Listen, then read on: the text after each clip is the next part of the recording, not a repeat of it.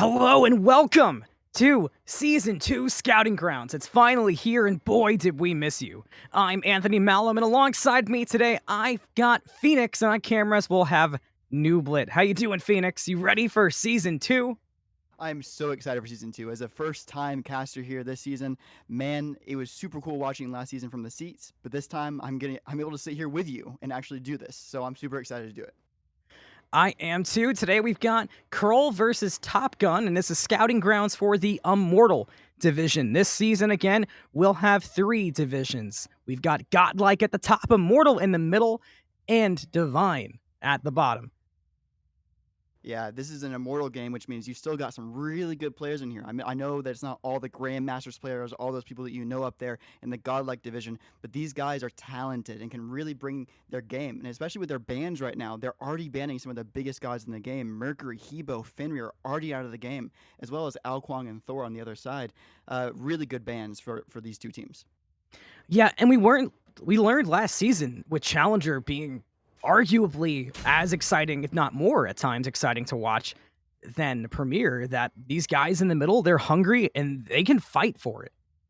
Yeah, a lot of these guys are now also in that top division. They're going to find themselves up there because they got a lot better thanks to the SDL last season.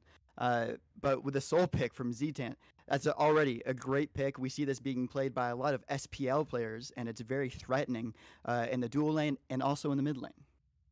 For sure, and I'm curious where this Soul is going to go. Ztan so far from the showcase games as well as the looks of early scouting grounds is making an effort towards playing some mid lane. And Soul being a flex pick, I'm curious if he'll take something he's more familiar with from being an all-star last season on ADC into the mid lane, or maybe this is a trade out with the ADC to take something different there. Same thing is probably being thought by our team on the other side here. Rama being picked. This obviously is more of an ADC pick. It's not going to go to the mid lane as often. It can happen. You know, I've seen people do it. We've seen people do it in previous seasons as well. But in this situation, Soul could go in mid or ADC, and that's a great first pick because it makes them say, what are we going to do with jungle and with mid lane and stuff like that? So they go ahead and decide, let's go ahead and pick Maui and Rama in the dual lane, just clean out our dual lane.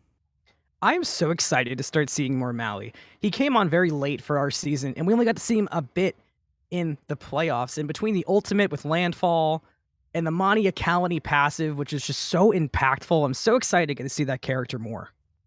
Yeah, he's a master fisherman as well. Gets to really rope those people in with that little hook of his.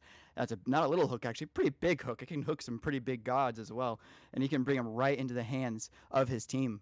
Very dangerous god, especially a threat in the dual lane, but very dangerous if he can get a 4-man big old ultimate. You know, landfall, as you just said, very scary ability, especially with a good team. Yeah, and I really like Maui into Rama. I feel like it's a good setup for the Astral Arrows, giving you plenty of chances to get in there and deal your damage. Not to mention the potential setup from the cripple that Rama has, but we do see a Nasia go in the way of the other side. And that's another pick that, I mean, we got rid of the Mercury, we got rid of Thor, Alquang, Fenrir, but Nasia has been just as strong. Crit chance, you know, still in the game right now, but with Neja, you don't really need to build crit. You can really do whatever build you want to with Neja. You can almost do him Bruiser if you wanted to, because as long as you take them up in the air, that Mhm. person's out of the fight. It's like Heimdall, you know, send them into Asgard. They're not going to come back for a very long time, and they're going to be out of this fight. So if he can pick the correct targets, being Skunky Sweat can pick the right targets, that person's out of that fight, and it makes it a 4v4 that may be in the way of Krull. Yeah, I completely agree. And Windfire Wheels feels like it's just consistently been one of the best ultimates in the entire game. Speaking of good ultimates, let's transition a bit and let's talk about incredible passives. And that's Kakolin's entire feel and vibe. It's just being able to control the solo lane. And this is a great season for that, especially with the new build paths. Yeah, with Contagion being in the game in the early part of the season, it was super cool to see a Contagion, especially on a Cocolin. But I believe it's currently patched in this match right here. It's being patched, so we won't be seeing many Contagions. But Mystical Male, his passive, everything combined just makes Cocolin a threat from the solo lane all the way to the dual lane in the end game. where he can easily jump into fights and create chaos by himself. Who needs the Neja to create chaos when you have a Cocoon on your team? Yeah, I do like the Guan Yu as a response. Having all those different knockup immunities can be so useful in the soul lane, especially trying to survive that early boxing against Kakolin. You know what I'm seeing here? You're seeing our top gun on the right hand side of your screen with HialmLana on the top right there. That is a very back foot team. They're kind of going to be having to hold back and bring the team to them, bring the enemy team to them, being Krull. You know, you guys come to us. We're gonna Maui ult you in. You know, Landfall is gonna bring you in. We're gonna Talos assault you and then get on the horseback, everything like that. But on the other side, Krull is very attack heavy right now. I mean, that's a go in team if I've ever seen one. That Neja better be throwing that ring and then using the ultimate and then sashing, and everything's going to be happening all at the same time. So hopefully we can see some maybe more aggro come out from Top Gun on the right hand side of the screen. If I had to point out one small critique of Top Gun missing an opportunity, I think Sasano was left on the board way too long. That would have been great for them, wouldn't it have been? I think that would have helped them out with Maui and stuff like that. Maybe they should have picked the Susano instead of the Guan Yu, and then maybe the Guan Yu would have been open afterwards. Who knows? Yeah, for sure. And another thing that we got to point out with it being scouting grounds, it's kind of a rare and weird thing for Smite because while wins and losses matter in terms of you want to look your best, the captains watching these scouting games, they're looking for individual performance as well as meshing and making good rotations. But there's a bit of a less emphasis on team comps and more of play the characters that you think that you can pub stomp on. You really want to impress these captains when you're in these games. As I was very lucky to be able to scrim in some of them just for the fun of it. You know, as a person who's a caster in this league, it's been really cool to be able to see a lot of these players. And when you're in these calls and stuff like that, people are for sure they're thinking, what can I play that will fit with this team and help this team be better? But also a god that I know. Because if you don't, for example, know how to play Alpwash, let's say, you're not just gonna pick Alpwash for no reason, right? Uh, and so we see more like Kukulkan gods coming out. This is something that we know ZTan is very comfortable on, and I think it's going to go to him. Yeah, I do think we're going to see that Kukulkan in the mid lane. It'd be kind of odd to take a Kukulkan ADC out in the Scouting Grounds game, but we never know what makes somebody strong. You could also keep in mind the potential for guys who are getting a bit of an off-roll performance and giving different things a chance just to get some exposure to the captains here. And we Yeah. do have Hoombots hovered, though, so I think I'm going to cut you off because as soon as that gets locked in, we might have our teams and we might be ready for the very start of Scouting Grounds, and Hoombots is the perfect character to cap that off. Gives you tons of pressure, and there it is. So with that, we aren't going to wait any longer. We'll see you in game number 1 of the Scouting Ground set.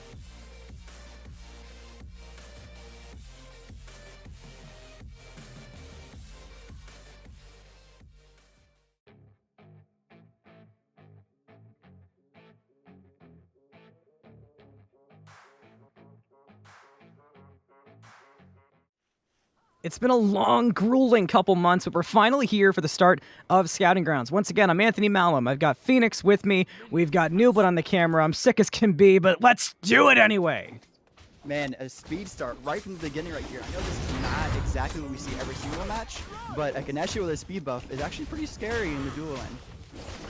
Yeah, it's kind of tough. I mean, we're seeing... Whoa, gotta be careful over there, Krull down to 1 HP. The red buff almost got the best of him. Trading that aggro is very tough early on, but they managed to fix it up before anything too embarrassing happened. Yeah, you're walking into a lane versus a Guan Yu with about, I don't know, about 50 health. That's going to be pretty horrifying as a Krull, but you already transformed, so who knows what's going to happen. Yeah, definitely is going to be babysat. They're actually going to go aggro on this lane. The Neja did walk in with him, so nice call there from Skunky. Good control by the jungle. They really needed that, otherwise it would have been a very troublesome wave clear for him. Guan Yu Talus Assault probably would have shredded Krull down to about less than 10 health. Yeah, and thankfully Krull did go teleport, so he does have the option of backing. If he went something more aggressive, that wouldn't have been a thing. Yeah, multi-potions on Krull, interesting choice because he does not really benefit exactly from the mana portion of a multi-potion, yet, you know, it still gives him that health, so he can use both pots at the same time and heal much quicker. So looking at these starts, we did get to talk a bit in our showcase games. Fish took us through a lot of the shards and the options, but we didn't get too much of your thoughts. So what are you thinking so far of what you're seeing? We're seeing a lot of the cooldown shard. Cooldown shard, obviously very beneficial to everyone. The horn shard is, as we have right here. Thank you, Nooblet. It's a great item if you are looking to just burst someone down immediately. This item is currently seen on a Ganesha, which is great. That person has, the Ganesha has a lot of abilities to allow him to CC someone and then damage them and then do a lot of, speaking of damaging a god, Evan. First blood! Look at that, what a start to Scouting Grounds. It's a mage ADC first blood. Ooh, man, Evan really landed every one of those base attacks on to the poor Maui. Was not able to fish anymore, but both junglers over here, Skunky at a disadvantage looking at this Hoon bot. It's level 3 while he is able to secure this new wonderful white buff on the left-hand side of the map. This gives him shield as well as a little bit of extra, you know, health to help him outrun there. Yeah, and you know, that's one of the things that's tough with how gigantic the map is. Even if it's only a 10-15% increase, the distance the junglers have to travel to cover and go against other ganks is pretty significant. And if you aren't expecting that, just the journey alone can cost you so much farm, which we just saw with Neja. The amount of pressure that Evan and his good old friend Cosmic have right now on the left side of the map is crazy, but we're looking for some pressure here from ZTan on his Krull. Oh, excuse me, but that is a good hit from his one. I mean, if he can keep this pressure in the mid lane, it's a good opportunity for Skunk to come and gank this Merlin. I'm so proud of ZTan. He's playing mid lane like an ADC, and you love to see it. Like you said, absolutely nailing the Zephyr shot, but same cannot be said for xSquidTooMid as Scotia picks up the kill thanks to the gank from the Hoon bots. Not sure how much it was needed though, but we're 1-1 now between Krull and Top Gun, so things are evening up for these guys. Yeah, Talus Assault doing a ton of damage for the Scotia. If you are walking into a Guan Yu as a Krull, you really need to be very careful about what that Guan Yu can bring to the table. And what that Guan Yu can bring to the table is a lot of damage in 2 seconds. You know, Talus Assault into a straight dash through you that slows you. So Krull really needs to be able to bring some more fury to that lane, but maybe not right now. Maybe give it a couple more minutes. Yeah, for sure. And with that small start being put behind, too, you have to imagine there was a big pressure difference there. So got to kind of play with those differences. But on the other hand, focusing on Scotia, it was nicely played. That's not the easiest first blood or first kill of a soul lane to get a kill on a Krull like that. And there was help from his jungle, but minimal. So it's something important to notice there for not a tough matchup, but not the easiest either. Ooh, that was very close to getting that fish right there, but I believe that... Oh, he did steal it. Oh, they did steal it. Top Gun ended up stealing that, very thanks to the Maui. Really well done by Tatri. Wow, just sitting there, that buff. Big, loud scream coming out from Krull onto this Guan Yu. I mean, that's what you need to be doing, but he currently is still a level behind. He needs to bring... Oh, there it is. Same level, but just maybe about a half a level behind now due to that kill in the early part of the game. I do want to talk about the ward coverage here we see on the side of mid. That's becoming one of the most contested spots over by the Oracle Harpies this season. The kind of fights that we see happen there are insane. What do you think that pressure in owning that spot can mean for a team? Owning that spot is everything, especially with the ults that we have on this team. Kukulkan really can bring a massive amount of damage to a little small area like that.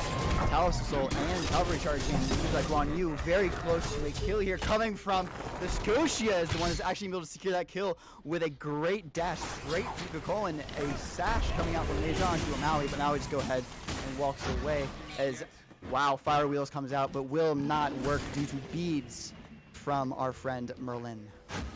Yeah, HialmLana with a really nice purification beads there. Hi-Rez did make it easier a couple years ago to hit beads on Windfire Wheels, but it's still not the easiest ability to hit purification beads on, so nice piece of mechanical skill there from the Merlin, but that solo kill was really impressive. Having the confidence to stay and fight as that Guan there. A lot of people, when Cullen goes into his rage form, they tend to kind of just get away, but having the skill and the fortitude there to stand and fight through it was impressive. Yeah, I would hover over the first item that Guan Yu purchased right there. That is the new and improved version of Breastplate of Regrowth. Obviously renamed from the old Regrowth, Shield of Regrowth. But that item is very strong on Guan Yu and allows him to dip and dive around a enemy soul laner. And that's what he did exactly to XSquidTooMid. Unlucky for him, he was very close to getting that kill, but once again, maybe give it a couple more minutes and he might be able to turn that fight around. Another item I'd like to talk about that we actually didn't get to see much in the showcase games is the Prophetic Cloak that Maui's going. Really great item as well. I mean, we're looking at two great items on two great gods. And Prophetic, it takes a long time to stack, but if you're good at focusing out on who you damage and how you take damage as well, you need to be very careful about how you give and take. If he can do that, if Maui can do that, which I trust he can because he's obviously a Maui and has very large abilities, he can stack that very quickly, which becomes a real threat as a support. We do see Maui taking a peek over into Solvo, trying to scare off the gang from Skunky. It will be successful, so nice peek over. And in return, it's going to be a green buff invade from Hoombots, but he could not quite commit thanks to ZTan rotating over. So nice secure from Krull and nice rotation from Maui. These guys are really, it's the small things so far this game that have been impressive. Yeah, it was my belief in picks and bans that we would be seeing Krull on their front foot in the early game, you know, that they would be being the aggro group here. But it has not shown as that. They currently have one player who is a little bit behind, and the Hoombots is being ahead. Adora actually boxing out, but a big gank. Fear No Evil being used onto poor old XSquidTooMid, getting picked now 3 times in this early game. Unlucky to be the only 3 deaths on his team, but he may be able to return back to lane and, you know, get revenge. Who knows? Yeah, I gotta hope that the teleport was up there, and it is for Squid. It's a tough break right now, but at a certain point, thankfully, if you keep dying as solo like that, as long as you can still focus on farming, you can at least stay in the game and matter a little bit. Do you see a bit of a tussle here in duo lane between Evan, Skunky, Maui, and DRkILLxJOY? Maui's taking a lot of damage, has to be a bit careful here on the side. CosmicVibez has run into the Hoombots, doing quite a bit of damage, but can't quite commit because his team was in duo lane. So it might just be a bit of an awkward dance around duo. Nobody's got a good opening here quite yet. Adora is being a very versatile jungler right now. Just a couple seconds ago, we saw him in the solo lane get the kill with his teammate, the Scotia, Guan Yu. And now he's already on the duo side of the map. He is adventuring around this map like no one else has, it feels like, because I was just saying his name literally a couple seconds ago. Yeah, for sure. And Hoombots is a great character for that. Movement is another huge thing. We talked about that with Sasano. Gonna hold that thought. Purification Beads comes out from HialmLana in the mid lane. Might see some aggression from Adora here, looking at ZTan, and Skunky has walked away, but it looks like Tatri was feeling a bit more passive there, so they do not try to initiate the fight.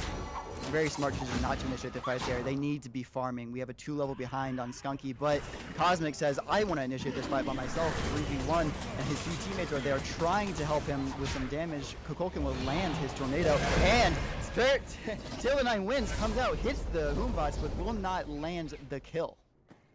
It was close. It knocked him up into a good bit of damage. In solo lane, though, XSquidTooMid and Scotia are going at it. There's the stun. Gonna go for the chase. Will the ultimate be enough? Not quite yet. Scotia gets away No solo kill in response for Squid, but it's promising he could even get Scotia that low.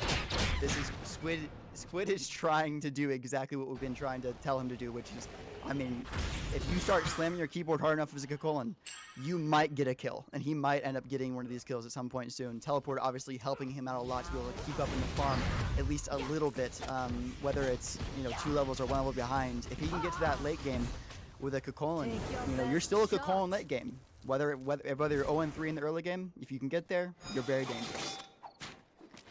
Yeah, I really think that that's kind of the perfect, not the perfect, but one of the better characters that you could be behind on in solo. And I think that's going to matter, especially come late, because, I mean, we were just talking about it. Stay in the game, get your items online, play as passive as can be while still farming out, and you're still going to matter late game. The builds for Warriors this season allow for that to be the case. Yeah, and we can see that with the Krull build. Also, we can see that the difference in gold and XP is very minor as of right now, only going a little bit towards Top Gun with 500 XP, and then actually gold going towards Krull, which is really not that big of a deal at this point in the game. But we do see that 3 of Top Gun currently in the left side of the jungle looking for this Soul, but Soul says, disapparate, I'm out of here. Yeah, that's kind of the best part about Soul is disapparate in her kit. Looks like a Bastion might go the way of ZTantalus. Nice little bit of pocket change for the mid laner. Tatri took an interesting route. We talked about that mid choke point, but it's not going to turn into too much thanks to the tankiness. Maybe if the jungler was nearby. Squid falling a bit low and solo has to back up, though. Close call for Krull, but there's that passive play we're talking about, which will be the key to him making it to the late game. Yeah, 1 second on teleport. Just go ahead and back. He's actually going to end up staying, so knocking it back here may not bring anything to the table. He's probably going to continue to play passively. But wow, look at this difference in level in the dual lane as well. 13 to 11. A fight going to start out. Firewheel is going to miss, but Ganesha will land his dash. Moombot's having to jump out and try to get away from this entire fight. Adora fishing will land onto the Neja, but Neja says, I'm already full health. Doesn't really matter to me. That was a little fight right there, but also in the solo lane, Squid in trouble again. Cavalry charge coming out. Jump. Fear no evil. Picks up the kill.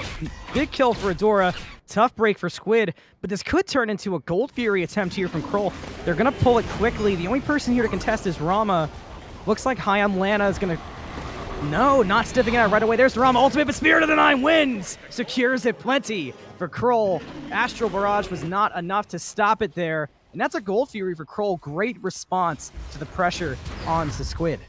Yeah, seeing that death in the right side of the map allows for that left side of the map just to go ahead and make a decision on whether or not they're going to evade a buff, if they're going to get their own buffs, what they're going to do. And Krull made the smart decision to go ahead and get the Gold Fury. And that will help them with that differential in the soul lane to help balance it out a little bit more. You know, maybe Krull can buy another item like he did, Gladiator Shield right there. That's a really good item for him. You know, we've seen this a bit for mage ADCs this season. It's not necessarily in the core items, but going Berserker Shield against that Rama is a great play, and it's going to make it really tough for Rama to box out, especially having to go to that Demon Blade early, could not rush Rage. It's tough. Adora, though, might have found Skunky a bit low, but with that tower right there, Skunky will be safe for now, but that Hoombot is level 13 and roaming around, so better look out for the crazy monkey. Yeah, that Hoombot is being very scary ever since minute 3 of this game. He was from the right side of the map to the left side of the map. You saw him everywhere, and that's not changed now. So we're going to be seeing this Hoombot a lot, I believe, throughout this entire game. But back to your point of Berserker Shield. Berserker Shield, very good for this soul, and it's going to be very hard, especially for this Rama to kill, because he is going crit chance right now, not going pure penetration. Yeah, and there is a bit from Demon Blade, but it's just not as secure as going that full crit, or that full penetration build. Come late game, it'll still do damage. There's no doubting that. But early, we're not going to see much boxing here, because if Rama tries to take that fight, it's a fight he will lose. Yeah, if Rama's going to be going up, it's going to have to be for that the Astral Barrage and hope to like secure a kill. You know, that's what Ramas are good at doing. That you can go up into the air, as you know yourself, Anthony. You're a very good Rama player yourself. I mean, if you go up into that air and there's someone that's like even a quarter of their health left, there's a good chance you're going to kill them. But Krull says we're going to take another fight out of this objective and go for this Power Mancer. Adora and company are here, though, to try to contest it, and Tatri's going to go in. They find CosmicVibez first and do some damage. But The pole does not quite hit. Top Gun now looking to reposition. This might be a re-engage from Krull. We do see Evans rotating over, following DRkILLxJOY, so we're going to have a pretty big team fight here in mid. Squid also looking around by Pyromancer, but Scotia is not there. But there's nobody committing yet. It's still just a bit of a dance. If you're going to have this big of a rotation, you kind of got to look for the fight, but it's just not quite there yet. I think both teams should go ahead and back up here. We've already lost so much farm, but the funny thing is both teams have lost so much farm. They were all there. How weird is that at 15 minutes into the game that every single member of the team, even the dual lane, coming all the way over to Pyromancer to just have a dance and, you know, maybe lose some farm to the left. It does look like we're still going to hang out. We've still got the ADCs in mid. Currently almost 5 mid in the case of Krull. Top Gun wisely, though, did start to break off and go for farm, and it has not been punished. And it does look like Krull's finally going to call the retreat. Bit of a questionable decision there from the team, but like we talked about, these teams are randomized. They're here for performance, which could always affect the comms a little bit. Yeah, we were just talking about these choke points right here. This is one of those choke points right next to the good old Gold Fury. If you can get those oracles, you have a great advantage over that Gold Fury in the next opportunity that it comes up. The next one that's coming up actually is an Oni Fury, which becomes very scary for everyone, whoever gets it. The opposite team's gonna have a really hard time clearing those minions. Especially this early on. Yeah, we're looking at Evan actually ended up securing that as Doctor was trying to get it, ends up dropping it, sadly, to the wonderful ADC Evan on Krull. It's going to be a tough fight come late here against this Soul, because something I'm noticing is the build is coming online and quickly. For Soul already has that Telkine, Cyclopean's already out. The damage is going to be insane and quick, and I'm not sure if Top Gun's expecting it yet. Yeah, they're not really prepared for that kind of damage, I don't think.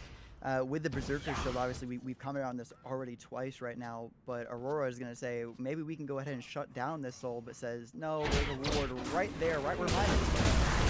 Really good warding on that dual side of the map from both teams, as far as gold and that side that's, yeah, both sitting right on top of each other right there.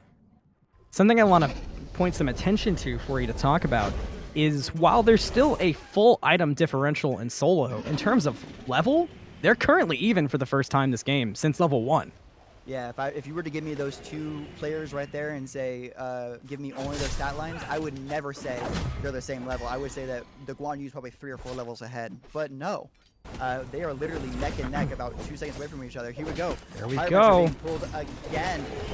Top Gun currently pulling it at a more aggro state, but Sash will land right Sash, Spirit of the Nine Winds is going to clean up a Dora in the back. Pyromancer falls down onto DRxKILLxJOY, but Top Gun still gets a secure, but will it matter if everybody's dead? Skunky looks for a chase onto Lana as well, but they're going to take their 2 kills and walk away for now. Fantastic attempt at a steal. It's kind of crazy it didn't work out. I thought that Pyro was standing right on top of the DRkILLxJOY, but nobody picked up the bomb. Why does no one pick up the bomb? Yeah, but wow, what another call by Krull here. They're looking for their second Gold Fury, and as we were talking about, this is the only Fury. This is a scary Alpha Garage. Will go up into the air, maybe looking to steal this buff or get a kill. He will use 2 of his and not land it. Krull will secure the Oni Fury after getting 2 kills on the Pyromancer. Astral maybe came out a bit early, but they still did so much damage to it. The steal potential stayed for DRkILLxJOY, and it was a nice call overall, but I like the response from Krull. Whoever is the shot caller on that team is making some good decisions in terms of response plays this game. We saw it in solo lane earlier, and now we see it against the Pyromancer after almost stealing the Pyromancer and getting 2 kills, instantly picking up that Oni Fury. That was a really smart call. You are correct. Benefits to killing 2 people on the Pyromancer allows you to open up that left side of the map again. With the last occurrence that happened where Gold Fury was given to Krull, not this one, but the previous one, there was an opportunity because 4 members of Top Gun were on the solo side of the map. This time, they actually got 2 kills on that side of the map and said, let's just walk over to the gold and do that. But man, here comes 3. Everybody's coming over. Yeah. Dora's going to look for Squid. There's the Fear No Evil and the landfall, and Squid is in a tough spot. It's going to take 3 ultimates to bring the big boy down, but he does fall, make it a killing spree for Scotia. But Krull looking for some revenge, but I don't know if they're going to find it, as the only one sticking around right now is Tatri, and he's already away.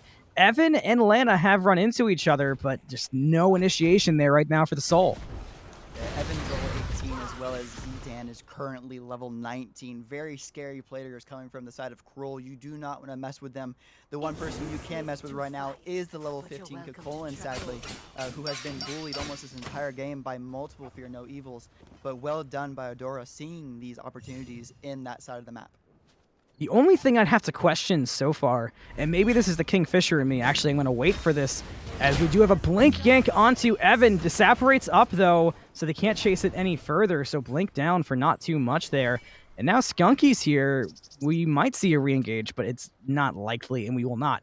This might be the Kingfisher in me talking, but at a certain point, spending 3 ultimates on the solo laner who's already down in levels and not worth that much gold kind of feels like a bit iffy of a call if you're not looking to use that to pull pressure elsewhere on the map. You are 100% correct there, because one of the biggest things that I say in my ranked games after I'm 0-9 or something like that even is like, I'm worthless. I'm not worth as much as a minion right now. You could probably get more XP from a minion, and usually it's kind of close to true. Especially with how much XP is on the map right now. So yes, you are correct, that may not be the wise decision, but keeping the mental down on a Kakolin is a really good thing to do, and Squid needs to get over that. He needs to be able to turn this around and say, I'm not actually losing this game right now. I'm still in this game. Evan going around the back as level 20 Soul is something to keep your eye on, as we do have 4 going underneath the tier 1 tower in the mid lane. Cosmic and Squid looking for the initiation, but nothing's quite there yet, and Evan's caught up on the other side at the green buff. Nothing too crazy. Adora looking for an opening as well, but Krull 5 members deep. Top Gun matches it. We've got a 5v5 in mid and no action to follow. The only thing that dropped was a tier 1 tower. So far in these engagements, we're seeing a bit of hesitation on the big team fights. Anthony, it is 22 minutes into this game almost.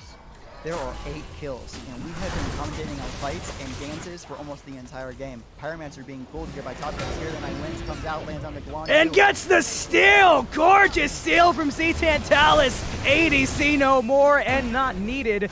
Gonna look for more off of it as well, but they're all grouped up for a huge landfall. Fear No Evil combo, but everybody's still alive. Windfire Wheels takes up Adora. Will he come down alive or dead? Make it dead. Evan cleans it up. HialmLana gets out of there, but Tatri will not have the same fate. DRxKILLxJOY comes up, and DRkillJOY has to go up into the air just to survive. Speaking of alive, though, Merlin's still alive in the back, looking to see what he can do. When he comes down to the Zephyr, he almost dies. Sash! Evan gets the kill onto Maui. We just talked about the lack of kills, and we picked it up quick. Yeah, no, it was very quick. I mean, ZTan letting that wow. Halo 9 wins. He came out of nowhere and hit 2 people and stole the Iron Man. Pretty well done. And Krull said, we want more. That's like their what a call. Motto. Yeah, this is a humongous call, and it looks like they might end up getting it because no one from Top Gun is even looking at Zero the 9 wins, going to be able to secure it. And Krull has 5 people, I believe, with Fire Giant. Yeah, they all got it. That's a fantastic call. Top Gun will get Gold Fury in response, but after losing the fight and the fire, I'm so impressed by the calls there from Krull. Yeah, but Top Gun did take a little page out of their book and said, you know, you're all on that side of the map. We'll go to this side of the map and you go for it. You are correct. But that, you know, that's what you can do. And sometimes, but it is obviously not as beneficiary to Top Gun to be able to get just Gold Fury after getting almost wiped. I was going to call it back onto that fight. The sad thing about Rama Ultimate is that when you go up, you have to come back down. Yeah. And he was in a very, very challenging position, and his support was trying to help him, and by helping him, he ended up getting himself killed. Yeah, it's tough, and the Culkin has such good response damage, and Soul does for that matter as well, when you come back down from Windfire Wheels, and you get hit so much by Windfire Wheels that Adora was no longer in that fight to begin with. You lose your Hoombots, which would have been the perfect setup for landing back down as Rama. Pretty much everything in that fight went as wrong as it possibly could go for Top Gun. Yeah, Top Gun really wish they could have had that back and probably would have retreated a little bit more often and not taken that Pyromancer fight immediately. Maybe they should have danced like they were a couple minutes ago, you know, before when I was saying, oh wow, there's only 8 kills in this game. No longer is there only 8 kills in this game, and actually no longer is this a passive game. They are pushing down right to tier 2.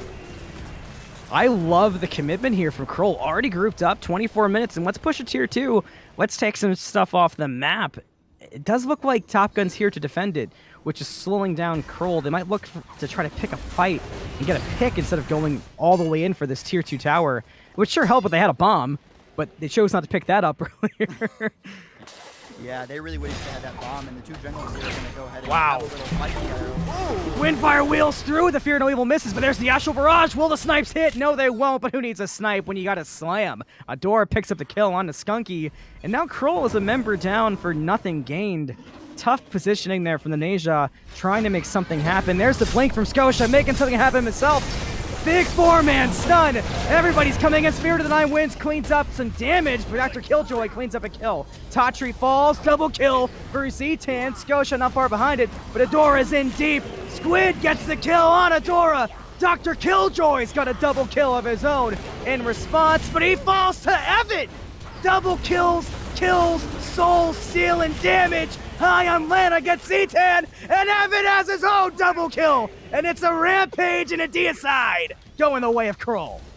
Wow, you would not expect that after that entire fight, that Krull losing their nays off, Skunky going down super early in that fight, that Evan is the last man standing in that fight. Really good ultimate coming out from Adora with the Fear No Evil. You know, really good ultimate coming out from Scotia.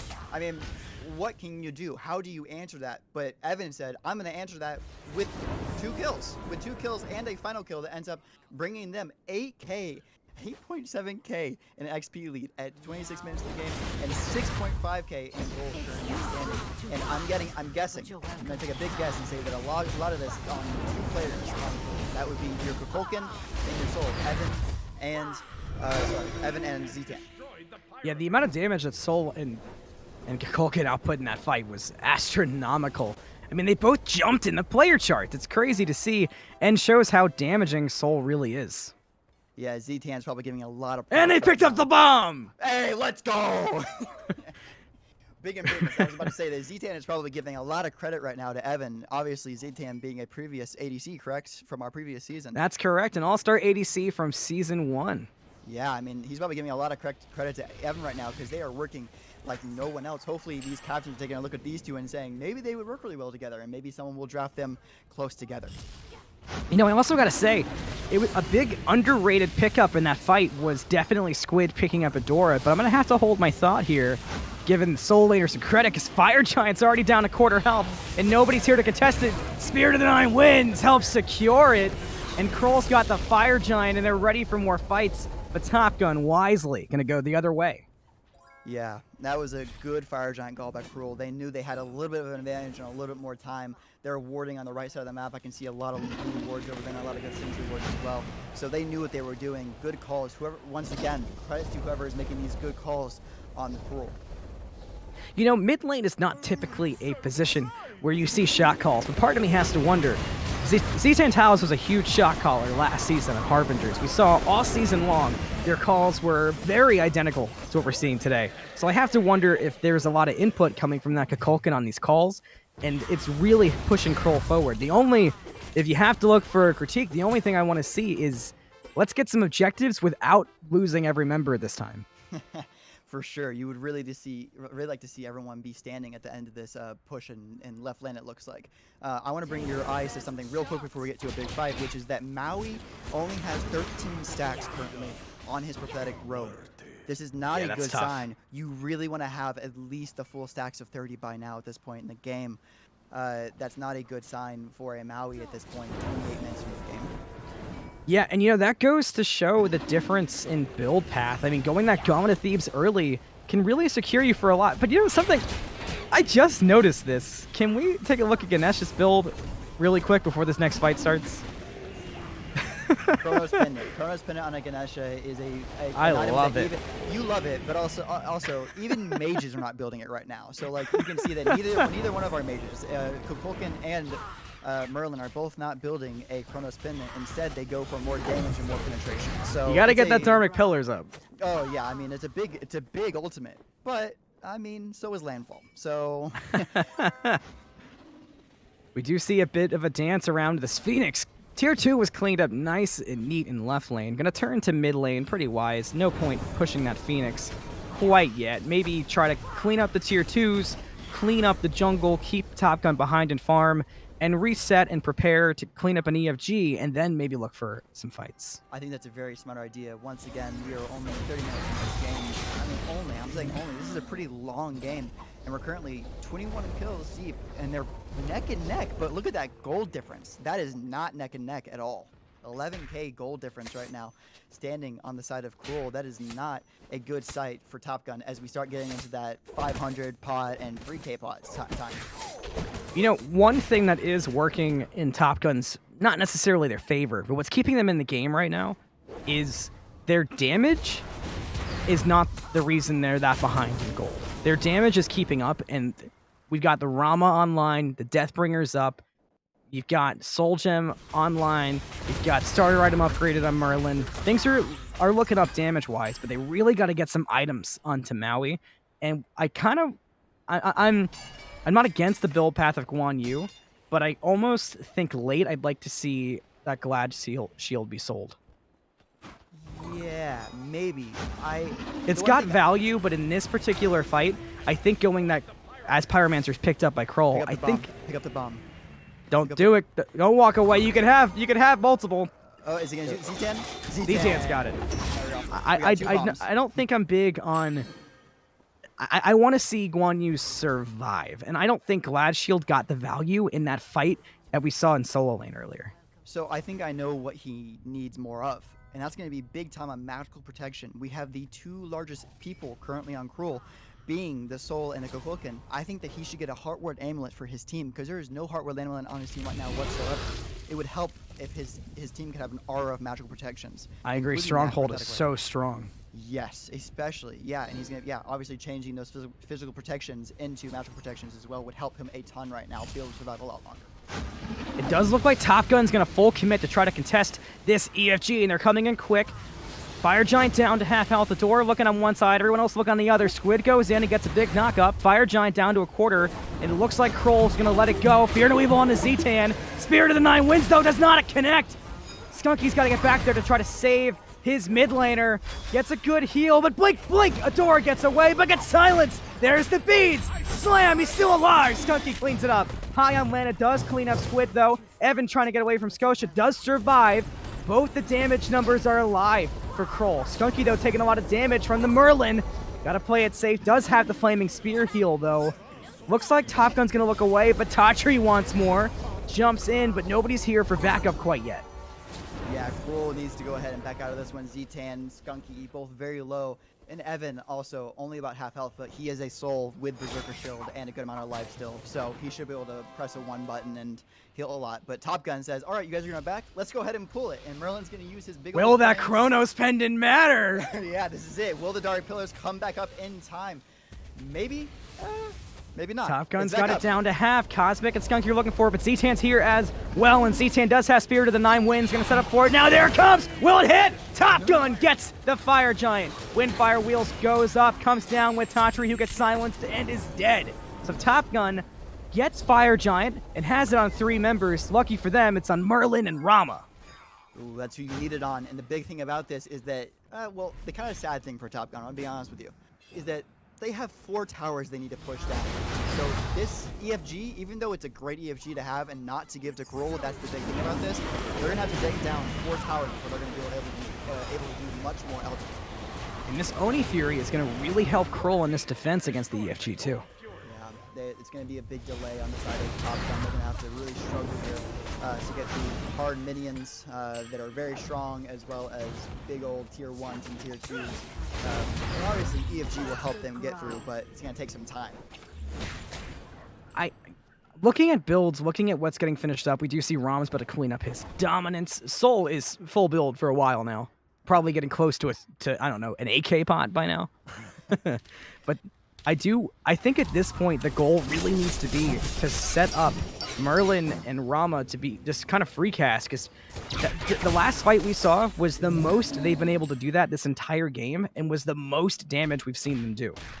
Yeah, and the funny thing, I'll go on the opposite side of this. I'll go on to Krull. What they needed to do that fight was that Hoon boss. Did you see where he was?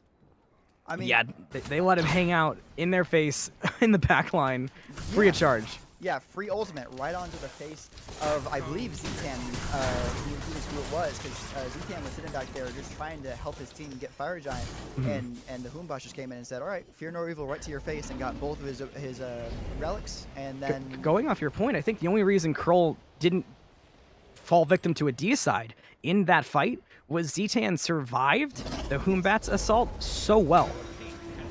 Yeah, they did end up punishing it, but it might have taken just a little bit too long because at the end of the day, who got EFT? Very true. Right. Top Gun ended up getting it, but ZTan was very close to stealing it. He came back with full health and a Tale of 9 wins, and could have stolen it, but it was off by just a pinch. Honestly, I'm very surprised it was not a steal. It looked like it should have been, right?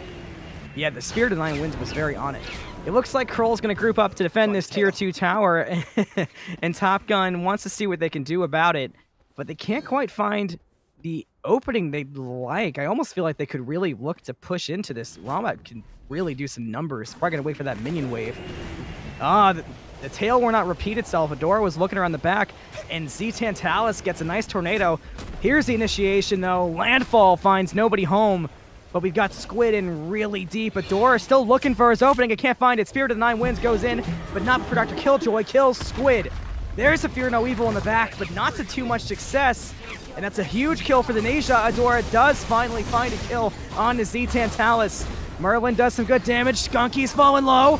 Will the snipes hit? No need. Adora's got the kill and out through the door, but not before Evan cleans it up.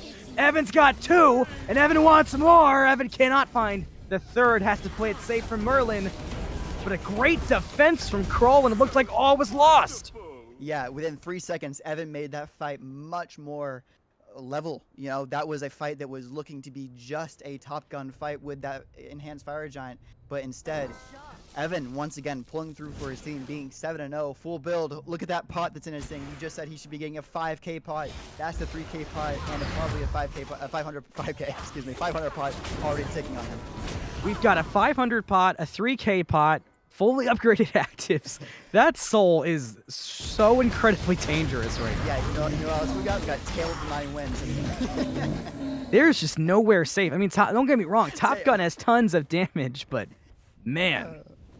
Yeah, I mean, yes, with Spirit of the 9 Winds has been landing from ZTan as well, so we're not going to excuse the fact that obviously Evan is doing very well, but coming right with him at the side is that big old ultimate and the big old tornadoes from Kukulkan. You know, honestly, but everybody on both sides is putting in some work. That was the first team fight we've seen in a while where Squid died early. I mean, he had a lot of deaths very early on. Don't let that 9 fool you. He's been an impact frontliner in these last few fights. Same can be said for Scotia, but yeah, it's going to be tough to see who gets his fire. Yeah, to your point with our good old friend Squid, he has been fighting 4 of them as one person for much longer than I would expect him to be. So that is something that is a great value for a Soul Emitter to have. And if he can keep doing that, let's hope that Soul and Kukulkan and Ja can all bring more to the table and get a lot of kills really fast for him. It's been a while since I've been able to talk about this. I hope you've got your dancing shoes because it's Fire Giant time at 38 minutes. Nobody has a clear opening, though, so I don't expect anyone to pull it unless they can get a sneaky pick, which the jungles meet in mid to talk about for a second. Yeah, the Ganesh has got to say here and say, oh, what's going on? This entire team, obviously the 2 jungles are both over there in mid lane saying, as you just said, talking about what is our team going to do with the Fire Giant over there? Well, it looks like Krull said, let's go ahead and start it. They did catch Top Gun going back to the blue buff, but they're here now. Jungle still in mid. Merlin around the side. Fire Giant half health. This could be a bait from Krull. We'll see how they commit. Down to 25% though. Still haven't let it go. Spirit of the 9 Winds going to come out. And the secure is there. They get the Fire Giant landfall pulls in some members. And Scotia goes in the back. And Adora gets a solo in mid lane on Skunky. That could be huge. Astral Barrage comes up looking for ZTan. Oh, but the stun actually worked against the snipes there. ZTan gonna use Dark Pillars to get out, but Adora found him in the back, and the slam is good. Evan's got a double kill though. 3K bot coming in clutch, looking for more, but can't quite find it yet. Squid still taking on the world, cleans up a kill on the DRkILLxJOY, and Evan gets another kill and is divine. That soul cannot be stopped. I believe Evan was full health for that entire fight. I never saw the Soul get below anything less than 100% health, it felt like. I don't know if Top Gun's not looking at the Soul because it's not worth it, but this Soul is the biggest problem for their team right now. And I think we should be landing these Fear No Evils and these big abilities, the Barrage, you know, Landfall should be landing all on this Soul. But instead, we have 2 full health dual lane walking down the Soul lane, funny enough, to try to get a Fenyx here against 2 other players on the enemy team, Top Gun, HialmBots, and Merlin. Yeah, you know, I love this call because Evan can do some serious numbers, and if you notice, Ganesh still has... Where'd he go? Can somebody find me HialmBots? Because I lost track of him. That was insane. No, the bomb wasn't even needed. Soul cleans it up, looking for more. Supernova doesn't quite hit. Flicker away for HialmLana, but that HialmBots got deleted faster than almost anything I've ever seen in this game. Yeah, what a combo coming out from the Ganesha. We can obviously put him on the back burner there. That was an awesome pillar as well. Did he end up using his own? He did. He did end up using his pillar right there. Great, well done by the dual lane. They have been doing well since minute 1. He is currently sitting at 0 deaths, Evan is, and 10 kills. I'm guessing that after that solo kill onto Adora, I mean, you better expect him to be using a lot of those ultimates and a lot of those abilities right onto the Soul. He's probably pretty mad about that. You know, we've already talked about it, so I don't want to harp on it too much, but I'm really looking to see Cosmic sell that Chronos Pendant. I mean, only 3k damage ahead of his counterpart in the support role. I feel like there's some much better items to be had here. I mean, the man's got 17 assists. He's been there. But I respect the moxie to stick with it. Yeah. I mean, maybe we can get him into a call after this or something like that at some point and say, hey, can we get the idea behind that Chronos Pendant? You know, what's up with it? You know who I have to give some credit to is Top Gun. Because honestly, I don't know how they're still in this game. Yeah, you gotta think about it. I'm guessing that golden XP difference now at this point is probably much bigger, but at this point, it does not matter as much, besides for those 3k pots that people are getting online at this point. Can we see them take a good fight and maybe win this game? Anytime. Yeah, that's their opportunity at any moment. Yeah. They could easily take a good fight, get a good Fear No Evil and a good combo from Merlin, and you've got a game on your hands. But as of right now, they have not shown the ability to be able to do that. Standing with a Fenyx down on the right lane. Yeah, one deicide and this game's over for whoever gets it. Yeah, we're now cooldowns are for coming up after death is about, what, 50 seconds? Maybe a little more than that? Yeah, it's going to be a lot. Honestly, game plan here, if I'm Top Gun, go into the danger zone and take out Evan at all costs. There's going to be no other option here.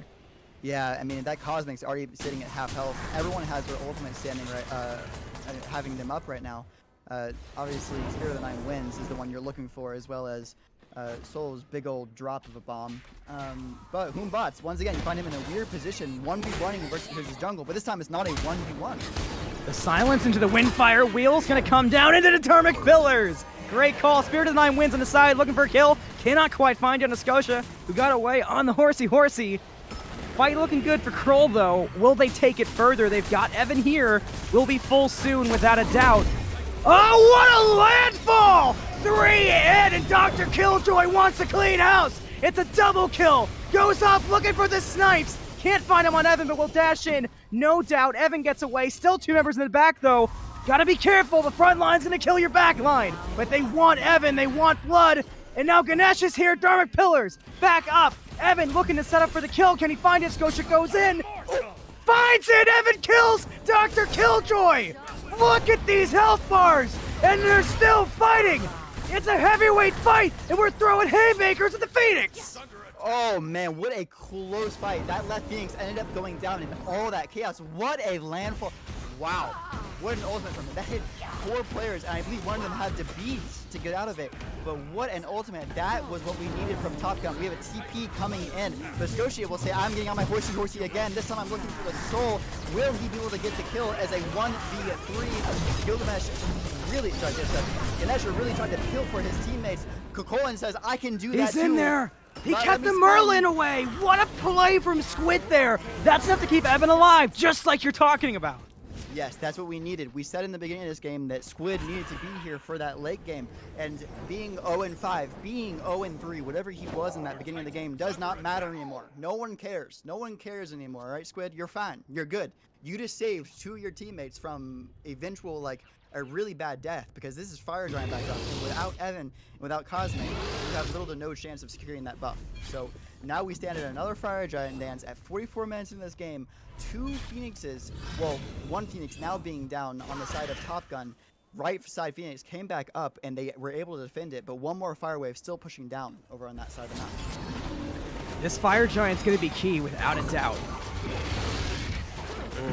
Down to half health already. It's going to be close. Dharmic's going to be huge here. Will Spirit be saved? They do try to hold on to it, and it works out. They get it, but at what cost?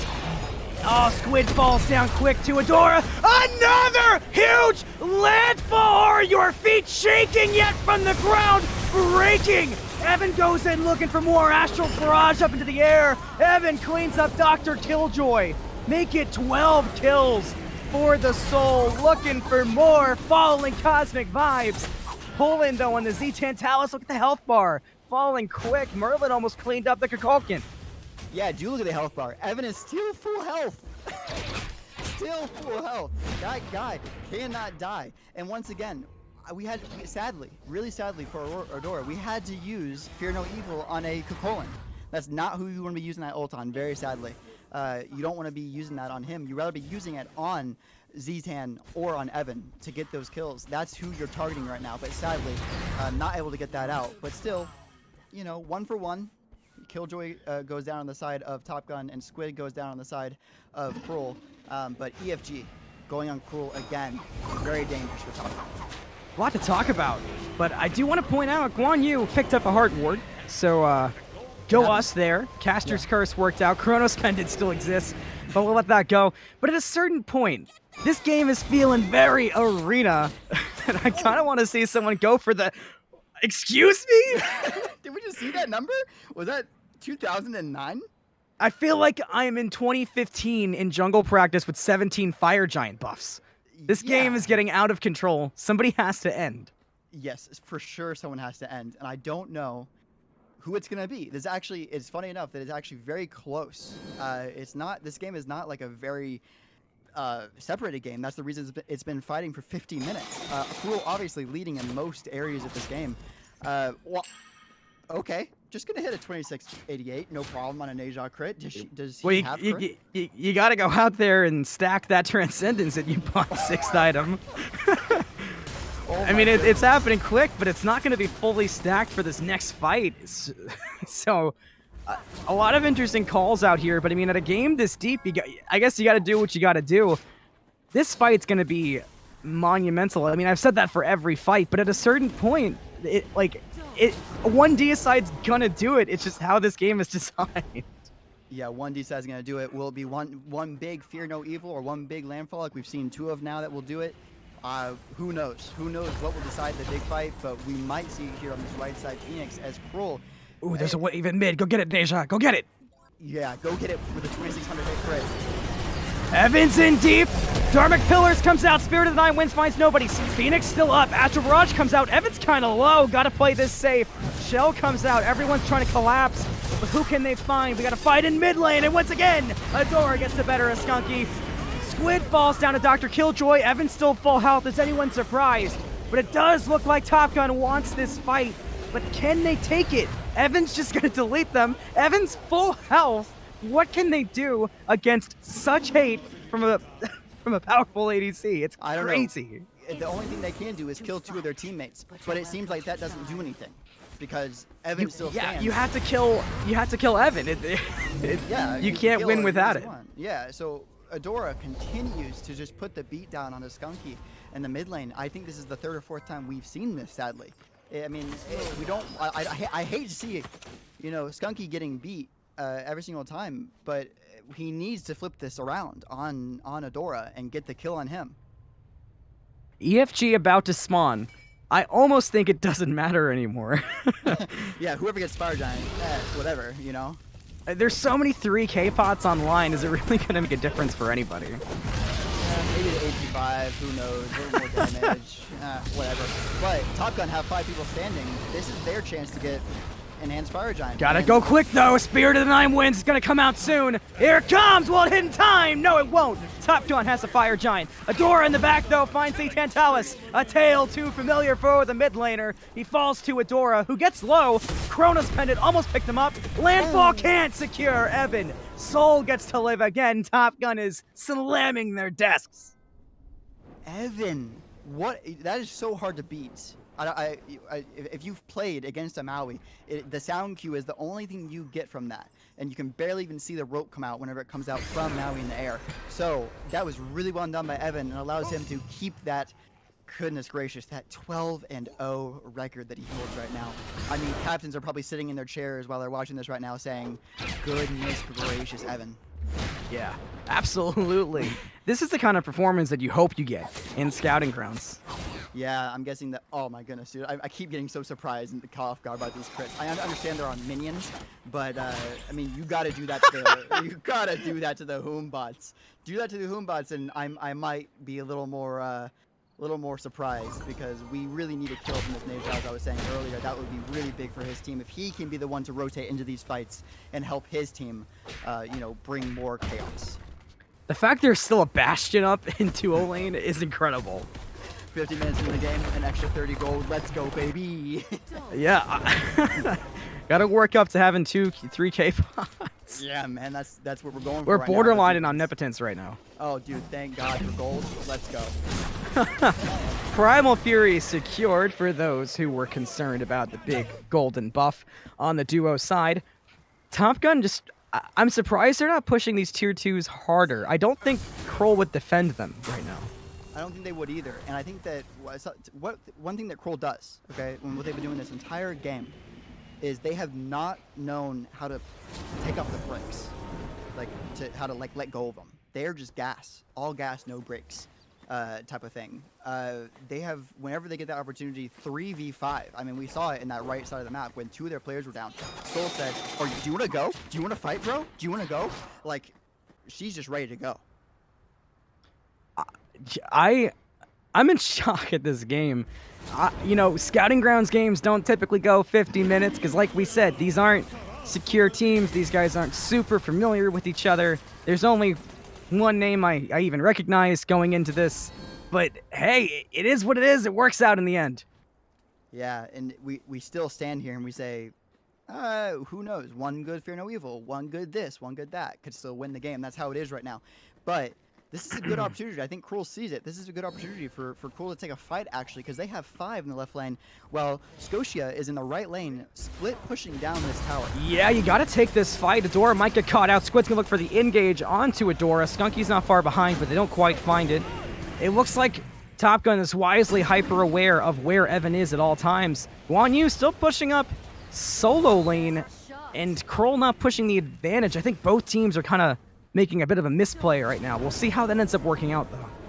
Yeah, Maui needs to walk in there. Come on, just walk in there. Let's go. Walk in and get a 5-man landfall. We know you're going to do it anyway. You may as well stop making us wait for it. Yeah. They're going to wait for the minion wave, though. Taxes and landfall. That's the 2 things that are qualified. Scotia's going around the back. This is the opening that Top Gun's waiting for, but Scotia hesitates, and there's no opening for Top Gun to run in.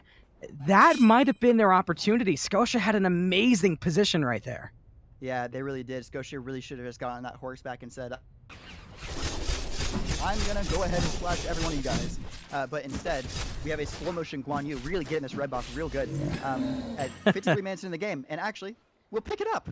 This is our 4th lowest damage in the game, picking up a red buff at 53 minutes in the game. I mean, I guess Cavalry Charge is really good. It could work out for him. But at the end of the day, I would probably put that on Merlin if I were you. Yeah, it's this fight. This fight is kind of odd for me, because we talked about it.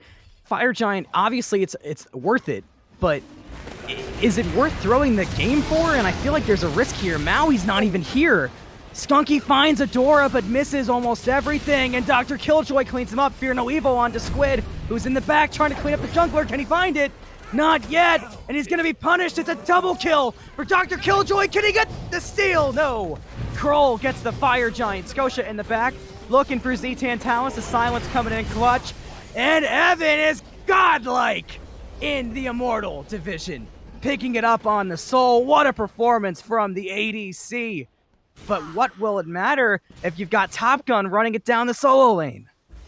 Yeah, Top Gun's now here. No enhanced fire giant, but they have a man lead against Krull. Krull really needs to, Evan especially needs to go ahead and gather up his carriness, his carry ability, and just absolutely destroy them when they walk into lane. We'll see if they're able to do it, because it looks like Top Gun says, you know what, we're going to back off, which is a weird call. I can't believe it. Weird call. 4v3? Looks like we're having some technical difficulties right now, but we might be able to get back into it. Well, Gold Fairy spawn. Yeah, we are back up. We do see the Oni Fury about to spawn. Should be a contested buff, as everything has been, and nobody's looking for an end. We're looking for blood here, 55 minutes. Yeah, I mean, Kumbats is looking for blood, for sure, and if he can find this soul, he might have a kill. But instead he'll find ZTan in mid and Blinks in! Fear no evil, but Aegis Beads was up. A big pickup for Top Gun, but there would have been no follow-up anyway. It would have had to have been a solo kill. I'm not sure I'm liking Top Gun's play calling here.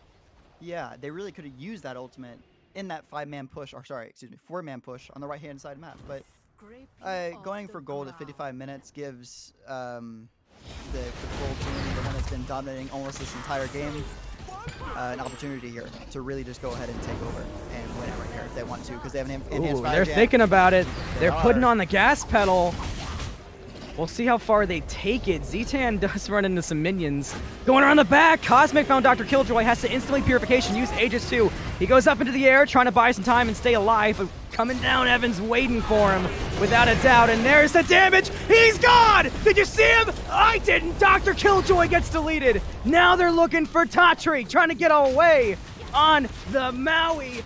Oh, this is a tough break for Top Gun. They had opportunity after opportunity, but Evan took that opportunity and shoved it in the terms of damage. They're in the wrong place. They're ganking them. They were going for the back, but Krull kept going forward. Top Gun loses the Fenyx. Now Scotia's caught out. Windfire Wheels takes out the Guan Yu. He'll come back down to a mountain of damage. Fear no Evil Landfall brings in ZTantalus. He's taking a lot of damage, but guess who's still alive? It's Soul on Evan. Adora picks up Skunky, and there it is. Adora falls to Evan. Tornado doing good damage. Tatri might fall. Double kill for Evan. Is this Krull's opportunity to get us out of this game? They're going to look to run it down if I know the calls from that Kakalkin. It's a two-man defense between HialmLana and Scotia. Can they do it? I believe Krull should walk in right now and just do this. They don't have much time to waste. 15 seconds up until Dr. Krull is here again. But teleport coming in from Olin, who is now full health and ready to take a fight against whoever he wants. Dash coming out from blinks Scotia. on Evan. Oh, that was a close call for the Soul. Does not want to get shut down at the last second. Titan getting pushed. Titan down to half health. Guan Yu goes in on Evan, looking for some damage. Spirit of the Nine wins on the Titan, but it's no good. Evan's falling down low. Down to quarter health. Astral Barrage comes up. They're trying fast, but the Titan falls first. Krull picks up the victory by the skin of their teeth. Oh my goodness. Look at ZTan and Cosmic's health on this victory screen. They were about to lose this game, because if they would have lost this right there, it would have been 5 people up for Top Gun. They would have ran that right back into the other base. Unbelievable game. Did it turn into a bit of an arena fest at the end? Absolutely. But again, it's Scouting Grounds. Individual performances matter the most, and boy, did we see them from everybody. I wouldn't be surprised to see any of these guys go in the first round. Wow. Do you see the damage that I'm seeing? Did you expect that from Merlin? I did not see that coming. It did not feel like that. The fact that Soul did 48 and Merlin did 70 is otherworldly. ZTantalus showing us that he can play mid on top of ADC despite all the pressure coming out. Aside from a Chronos pendant we won't talk about. Fantastic play from the supports. Squid brought it back in solo. Is there anything you don't want to talk about from this game? how long Aside it from the was. Cronus pendant. Oh, sorry, how long it was. I mean, we had a very long game there, but no, very exciting game, back and forth. It could have been any one of them. We said multiple times, any big ult would have landed. It would have been the end of the game. And the ult that landed that probably won them that fight, and the basic attacks that landed that won them that fight was not only the two people we've been saying the entire game, but I would say the combo of three players, ZTan, Evan, and Cosmic, really brought their A game and ended that game within a snap of a finger against the entirety of Top Gun. I Very well done by agree. them. I agree completely. It's been a crazy game, but guess what? We're not done. This is a 3-game set potentially between these guys. So we'll be right back with game number 2. I've been Anthony Malum. He was Fenyx. We're signing off. Next, you'll have Zexous and Cosmic Warrior taking you through game number 2.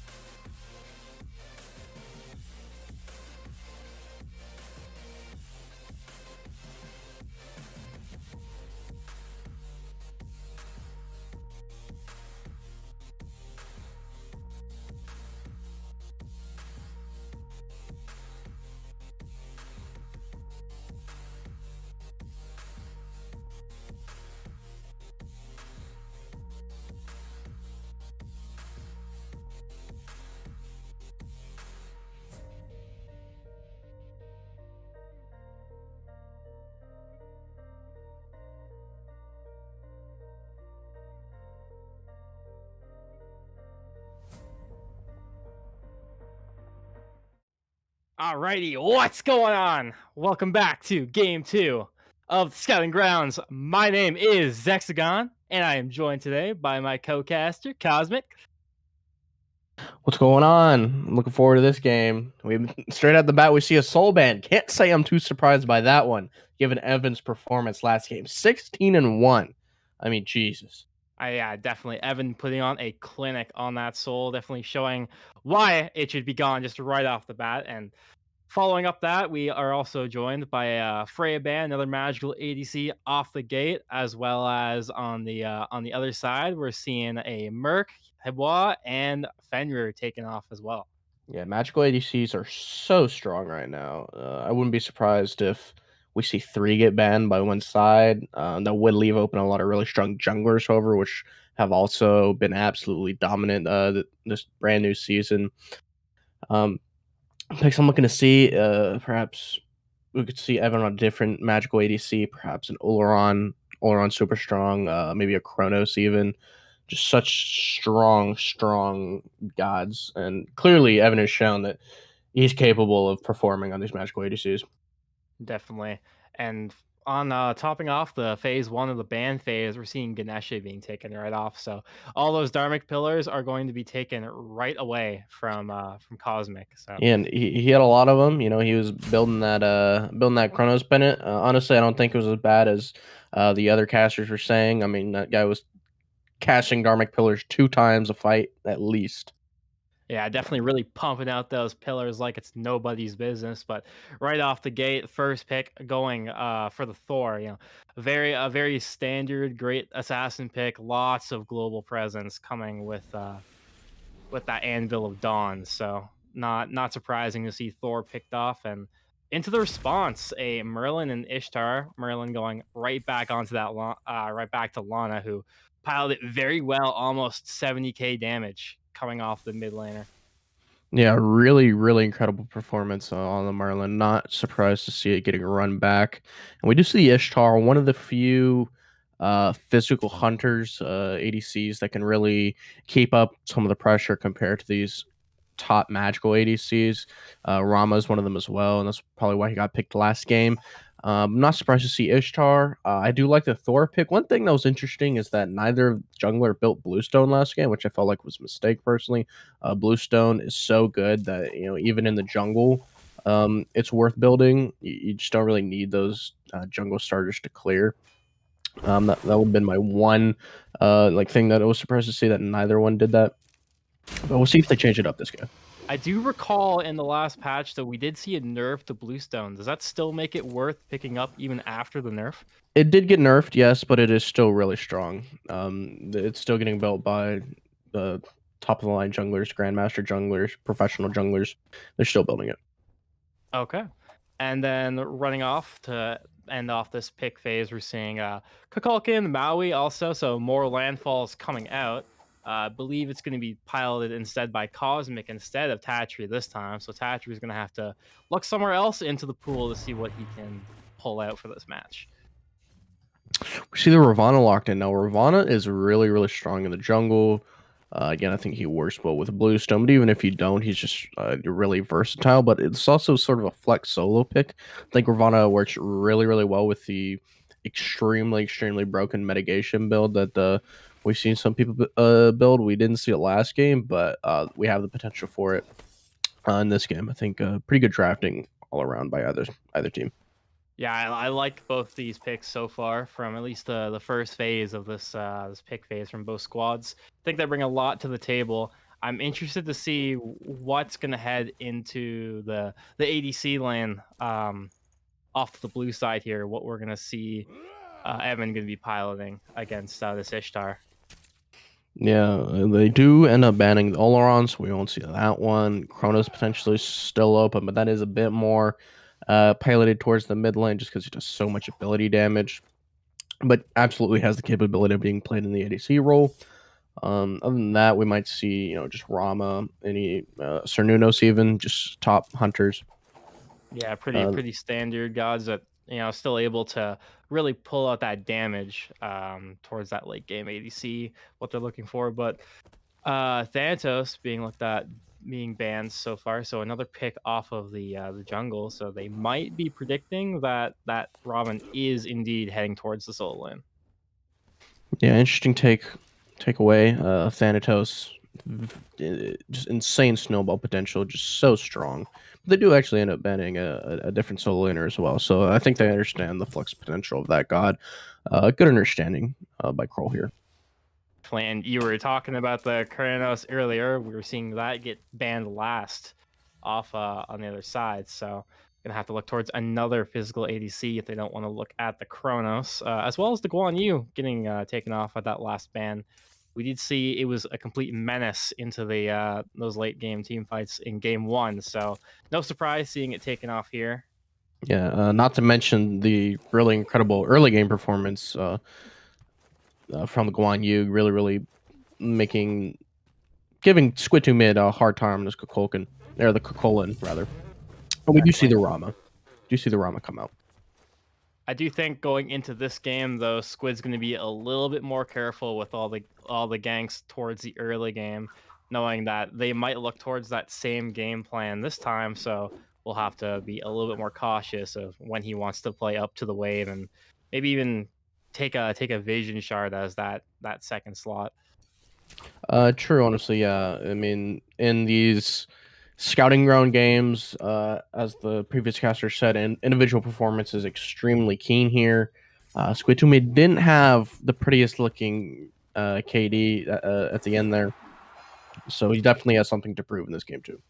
Definitely, he's going to want to touch up on what he learned game 1 and try and apply it to this game to really kind of showcase what he's really made of. He did play well, even though going down, I think he finished 1, 2, or 12, something like that, but was able around that level 15 mark to actually get caught up to his opposition. So a really good showing, at least in that regard, not falling too far behind, despite all the repeated ganks. For sure. And finishing up the draft, we see Kraken, last pick, going into the support role. And that's going to finish it up here. I'm Cosmic Warrior. He's Zexous. We're going to see you in game number 2 of the Scouting Grounds.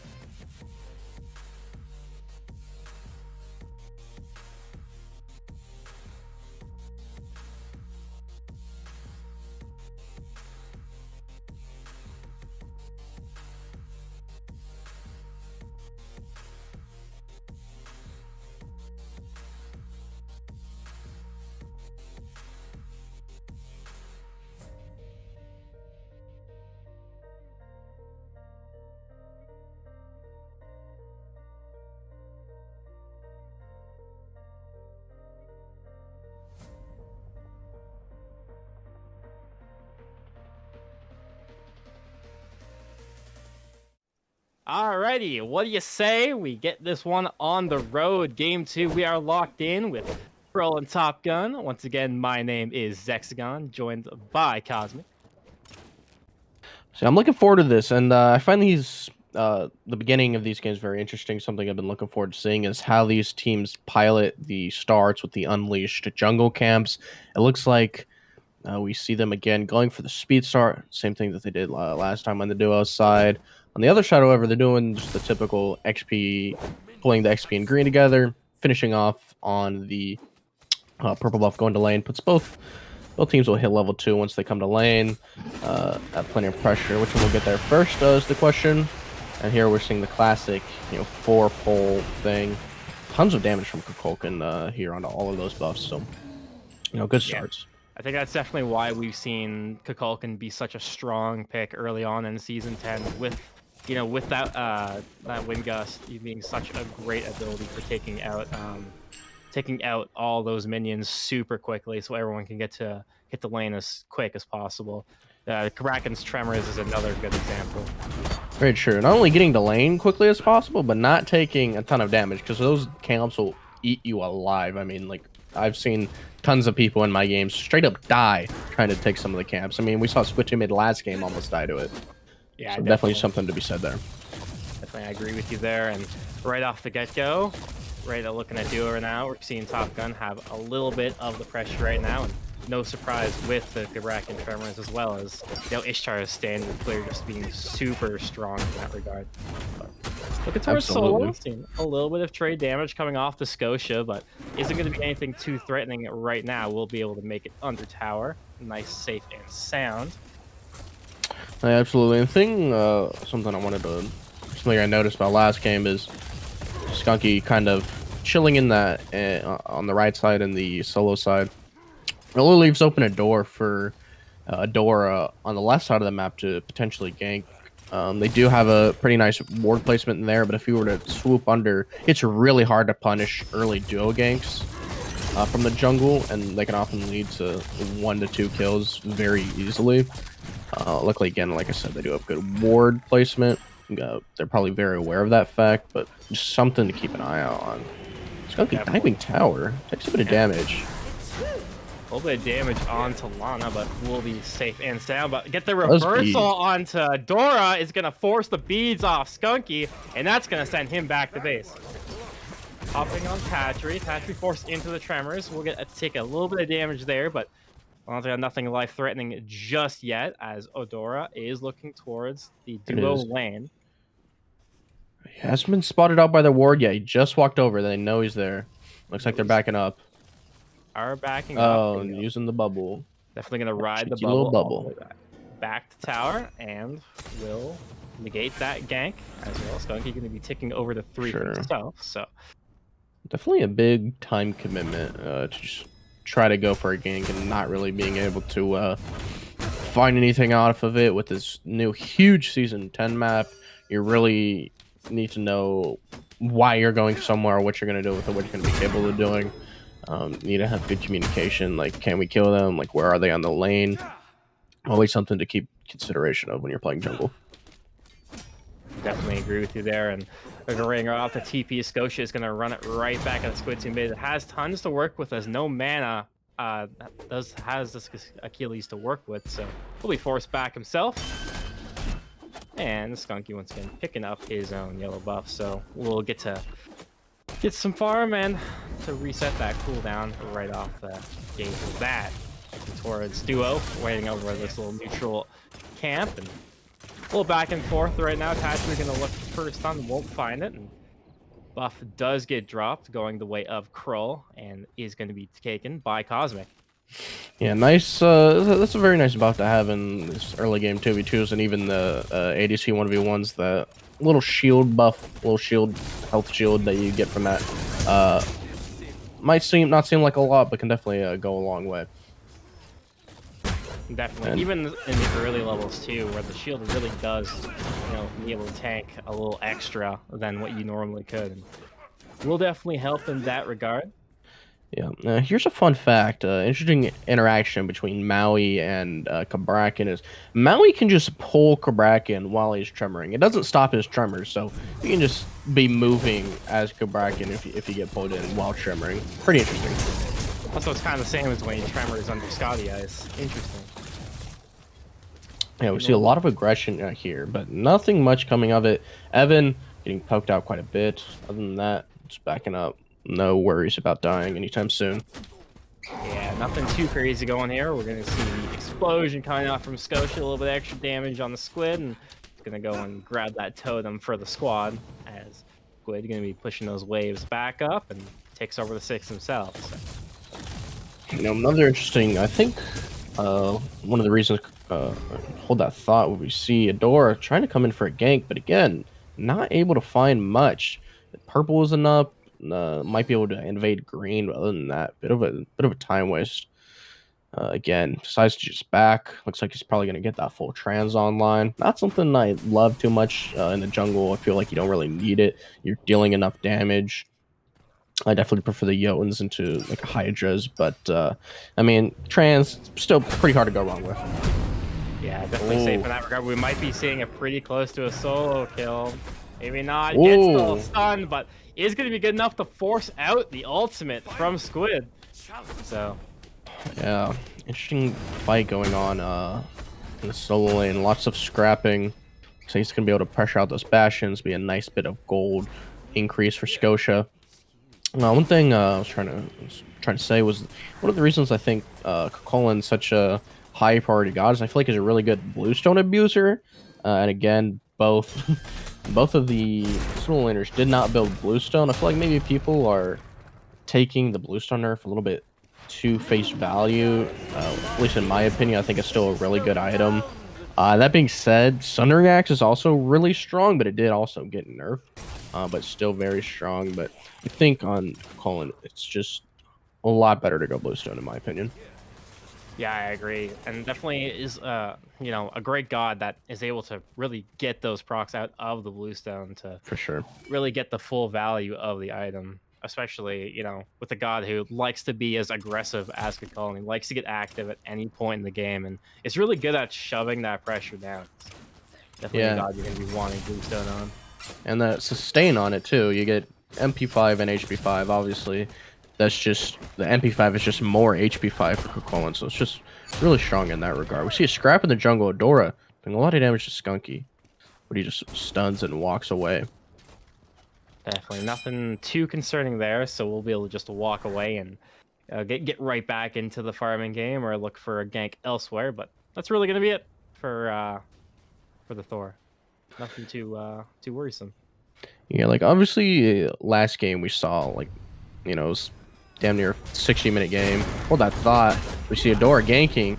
Gets him low. They're diving the tower. Both ults come out. Forcing out his ult. Is he gonna stay safe? He is still under tower. Mr. Crush just popped out. Is going to see the dive coming from Scotia. One more ought to do it, and one more will do it. Scotia will claim the kill, and first blood to the solo laner. Very close one. Scotia almost dying to tower. Likely he had minions in there to tank it for quite some time. Very close there. And actually, interestingly, we see him build breastplate on Colin. Hold that thought though, as auto attacks are flying at one another in the duo lane, but I don't know. Like you get 20% cooldown. It's a good item, but I say that there are better options for Colin. I think Glad Shield goes really hard on him. Again, I think it would have comboed well with Bluestone, but definitely taking a different approach to Colin, one I'm not too familiar with personally. Yeah, it does look like he is going to be looking towards that Glad Shield after the breastplate, what he's building into now with that tiny shield, I believe it's called, or could be wrong, but either way, it's a round shield. Round shield, right? But ooh, big double stun, but double nothing stun coming out forces the disengage. So that's really all there's going to be to her. As once again, the mid laners will just go back using their big circles to clear this wave, and then that's all that really is going to be to her. As we're seeing this game, there's a lot more of a slower pace than what we saw in game one. Yeah. I mean, honestly, what I was trying to say before switching mid got ganked, and seems like a bit of deja vu right there. It doesn't look like they're committing to the dive though this time. Definitely not. I think they're a little bit too healthy for Squid for them to really warrant wanting to dive it just yet. But... For sure. Let's see, both sports coming back into the dual lane. Tatri having a bit of a leveled advantage against Cosmic. But again, what I'm trying to say for the third time now is that, you know, the last game went really long, and because of that, it seemed like a really intense game towards the end. But it was actually a really slow early game as well. So it's actually fairly similar to last game. Okay. I'm just taking over that 10 minutes now, so a minute mark, not too much. But there's going to be a blink coming in from Adora. Mystic Rush coming out. It's going to look, but up to the skies is Evan, but he's going to be stuck. Here comes the landfall as well. It's the Angela Dawn coming in. Lots of abilities are flying. One more stun. I'll do it for the hop off of the Maui. Is it going to be enough to secure much more than just Evan, as the only one to fall is the Rama. Courtesy kill is going to Adora off that, so kill coming up for top gun. 2-0 right now. Really strong gank out of Adora there. Really needed to get the ball rolling a little bit more. And I think really well played even by Killjoy, you know, just knowing that eventually that 1 HP Arama is going to come down, preparing the Blades of Retribution, sealed his fate rather quickly. Very well played by Top Gun. Definitely, and exactly what you're looking for, not wanting Evan to continue the same parade he had in game one. So putting him down as early as it is definitely a key to success. Absolutely. You do not want a repeat of last game. 16-1 Evan was. So shutting him down early is definitely the ideal approach of Top Gun here. Definitely. And then obviously building off that is going to be their key to success here. Seeing a little bit of a duo skirmish over this buff. And it looks like does get confirmed by Killjoy on the Ishtar. So and Killjoy, a comfortable level lead above Evan, probably thanks to that gank. I'm not sure how much it is. Maybe it's half a level, but still worth mentioning. And we were talking last game about how they weren't going the rage. Well, spoke too soon as Evan goes it, but we're seeing the Demon Blade pick up off of Killjoy. Yeah, I think Rage is really good. I mean, it's obviously insane crit chance, but now with when it's fully stacked, it's an additional 55 power. And I definitely would prefer it. I don't think Demon Blade is really the strongest item. I think it's a little bit lacking stats wise, but we'll definitely see where they go from here. Definitely, both builds are gonna deal some damage when it comes to team fight. Yeah, at the end of the day, they're still going to be getting those crits. They'll still hit hard. It's just going to be a matter of time to see which ADC hits harder towards this mid to late game. Absolutely, and you know they did on that thought as Krull doing a big gank onto this purple buff. Not a lot of damage yet. Spirit of 9 Winds comes out, but no one is home. Not able to find that, but here comes the walls coming out from Tatri. Good damage, beam exchange, but nothing quite yet. Here comes the dive in off him. Here comes the Anvil trying to get him up, but too late, too soon. Adora will pick up Sui. Then one more to do it. Looking for one last shot. Patrick can go, but here comes a shot, and Evan does secure the kill. One more jump, it's gonna done off Adora, but Adora is gonna claim up Evan, and Evan goes down. As one more chase out, gonna chase out CosmicVibez from Adora, and they're gonna look right towards that Gold Fury. Does get picked up, and gonna be really up. Really get a cheeky little steal. Might be looking for it. Does try for it. Just Doesn't quite secure it, but now he's got Adora on the trail, and Adora is gonna chase him out as Tatri will have to retreat under tower. I mean, that was just a really weirdly positioned fight by Krull. They were on there. They had like 4 people on their purple buff, on Top Gun's purple buff, which wasn't even up. Maybe they were just trying to go for a pick to maybe lead to a Gold Fury, but I feel like they just stayed a little too long. It didn't quite have enough damage to justify staying there.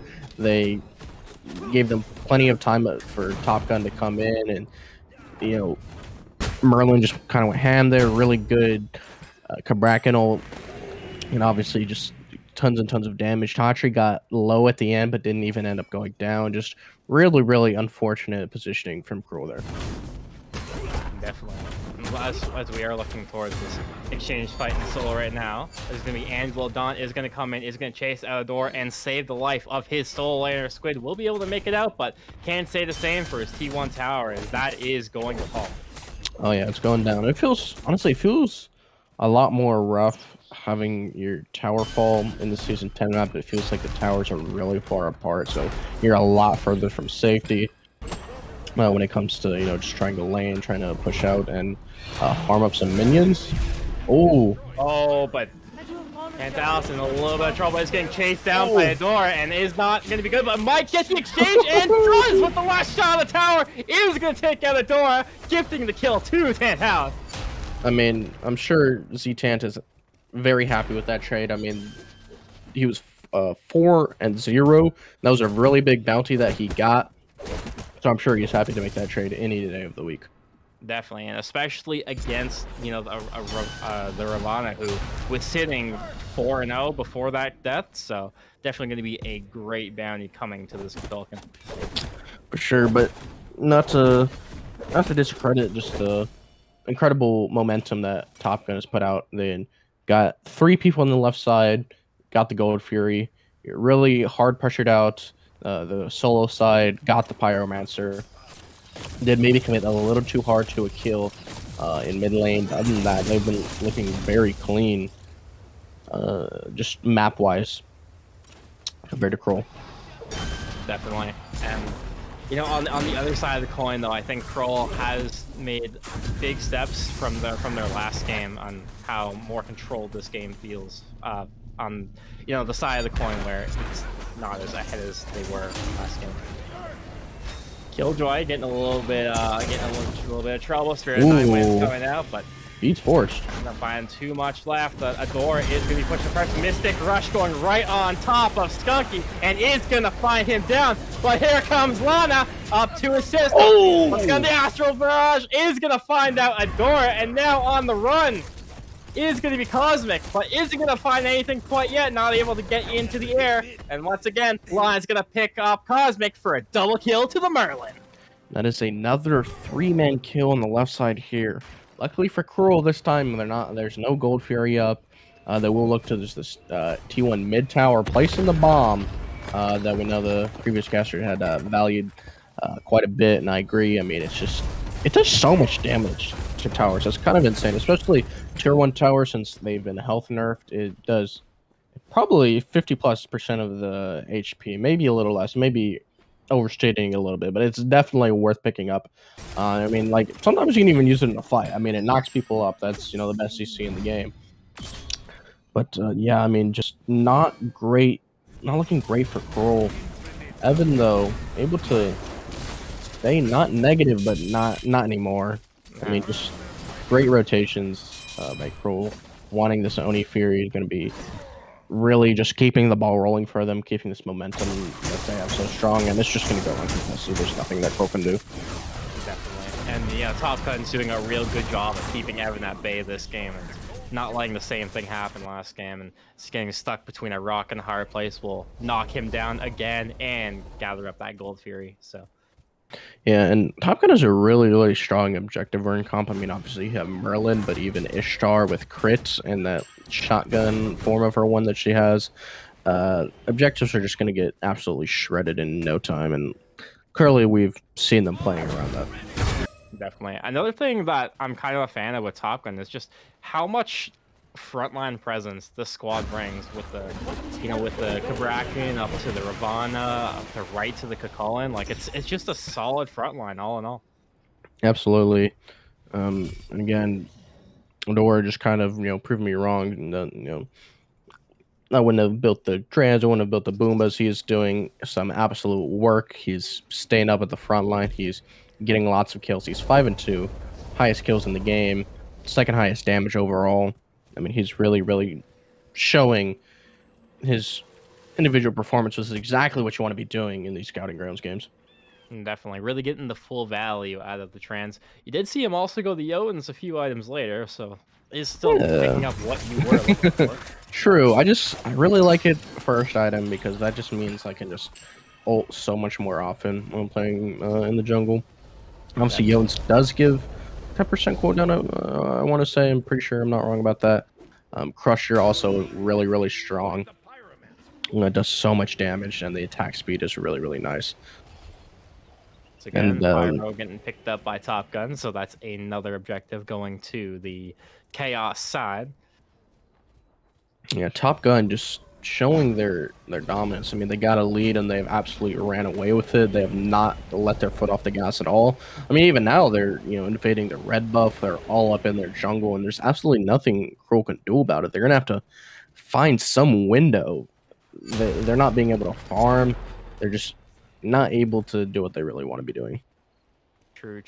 And I saw this pickup earlier, and that really interested me, and I'm curious to know what your thoughts about the second item off the Kabrak and the Spectral Armor. Haven't really seen a whole lot of that, but so what your thoughts were on that. Spectral did get a buff, and now actually provides a aura reducing critical strike, so it's a lot stronger.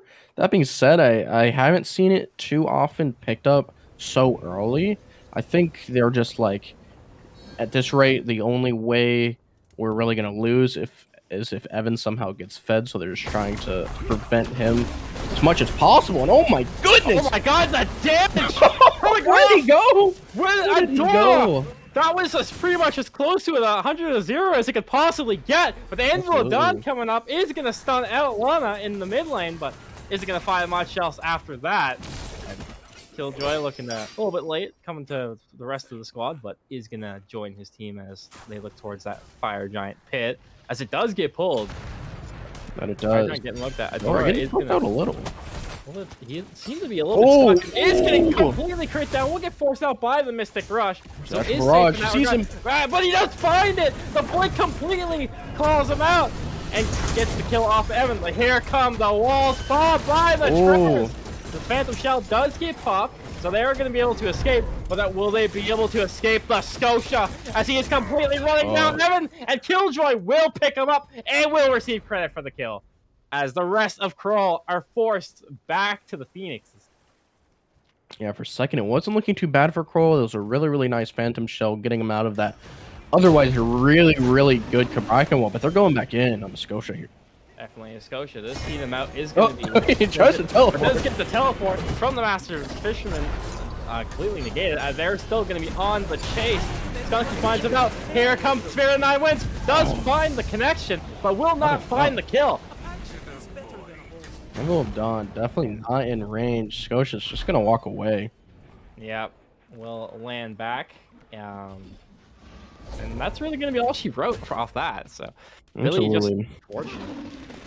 It's not the worst for Krull. They did prevent Top Gun from getting the Fire Giant. You know, that's something they are able to get back into farming. It's just what they really need to be doing. But here comes Dada.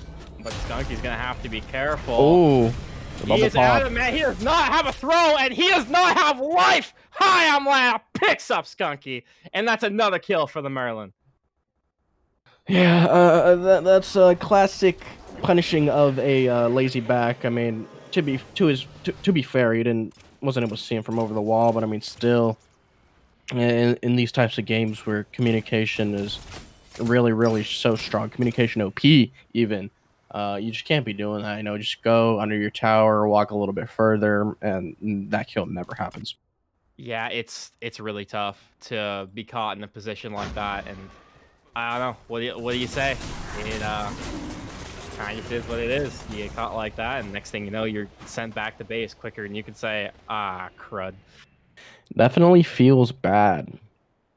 Not the position you want to be in. Thor a little bit lacking overall on the damage, and I mean, really, when it comes to this objective play, Top Gun has been on top of it. No pun intended. I mean, they've gotten every single Gold Fury. They've gotten every single Pyromancer. Looks like they're teeing up for a Fire Giant. Krull is here to contest, though. It's going to be an all-out team fight brawl. I'm excited to see how this one goes. Yeah, so we are seeing it pulled off by Top Gun. Now, Krull is aware all 5 are gathered, so they all know 5 are active with a ward as well. You have Spirit. Our train is low. Scotia is going to try and back it. Here comes Spirit, but too little, too late. But as Fire does get secured, Adora does find one. Still going. Killjoy finds another of his own, trying to pump out as much damage from Evan as he can, but will not be able to negate the onslaught of Scotia, completely running them back. Got them at the back. Here they come. With on the chase as they go. Right under tower, but that's not going to stop the complete tyrant of Tatri. We'll be able to get them to back up as this tower is finally being looked at. Low. Lots of low health bars. Nice little shell also popped. We'll get to secure their lives now, but will not secure their T2 as T2 falls at the hands of Top Gun. And with that, they found all they wanted. Time to back up, spend some gold, and do it again. Absolutely. I mean, this has been a completely different game from what we saw in Game 1. Top Gun got a small lead and has converted it so well. I mean, I sound like a broken record here, but their objective play has been absolutely on point. They haven't let up a single square inch. Just getting absolutely everything. They lost 0 in that fight. They still have 5 people with a Fire Giant buff. They're looking for these tier 2s and now eventually going to translate that into a Fenyx.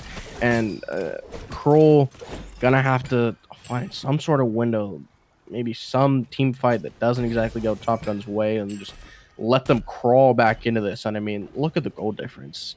It's really, it's like, if my math's 20k, no, less than, it's like 11, 12k. All right, I'm gonna stop trying to do math because that's not what I do. They have a very, oh, 14k. Thank you, Nooblet. Right, charts. I can use them. Angel Dawn was used to will be forcing out the Beast Aegis from ZTantalus, but will not be able to escape the Scotia. Still going on there. Landfall is going to pick up Killjoy, but that's only going to bring him closer to the back line. Wall's going up. Here, one more. Astral Barrage is good, looking for a couple shots, but will not find him. Adora finds the kill off of CosmicVibez. We'll send the rest of them packing back into their Titan room, as here comes Top Gun pulling off the Titan. Beautiful wall into the Hammerstone off of Skunky. Will not be good enough. Scotia will be able to dive off of Evan, find him down, as they are now circling the Titan. Top Gun is all going to commit to it. About 50% there. Great wall coming out, but won't be good enough as TalkToKillJOY will find up Skunky, and with that, this Titan is gonna fall with a score of 20-4, and that's it. That's all she wrote, as they will be taking off with the victory. Movie name Top Gun Maverick. I mean, what a performance. They went ahead and they stayed ahead. They didn't put their foot on the brake one time. They absolutely ran through. I mean, that team was not recognizable. That was such an incredibly dominant performance from Top Gun. They just went in. Adora was farming everybody. They were burning every single objective every time they came up. Killjoy 6-0. HialmLana 4-0. Lots of people going without deaths there. I mean, that was such a great team-wide performance and great individual performance by every single one of the members of Top Gun. It was just a clean game. They looked like a completely different and disciplined team. They took the fights that they knew they were ready to go all in on, and they played the map well. They were really getting those objectives under control. They were able to keep Tantalus pretty much at bay. You know, there wasn't a whole lot of steal potential with the Spirit of the Nine Winds, and pretty much that's all there really is to it. They just had a great game.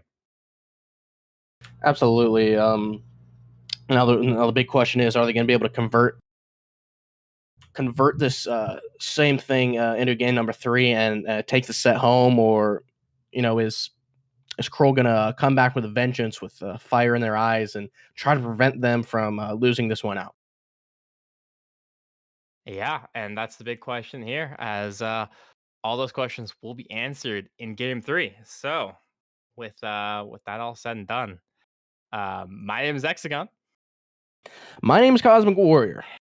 and we will be sending you off to game 3. So stay tuned. More action is on the way. It'll be iNooblet and POWAAAAAHHH in game number 3.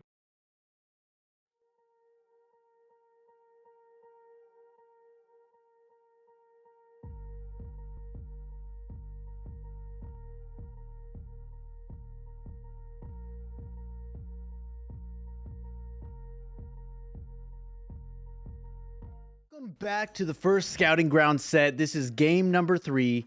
I will be one of your hosts this evening, iNooblet, and I have a very special guest with me for this game 3.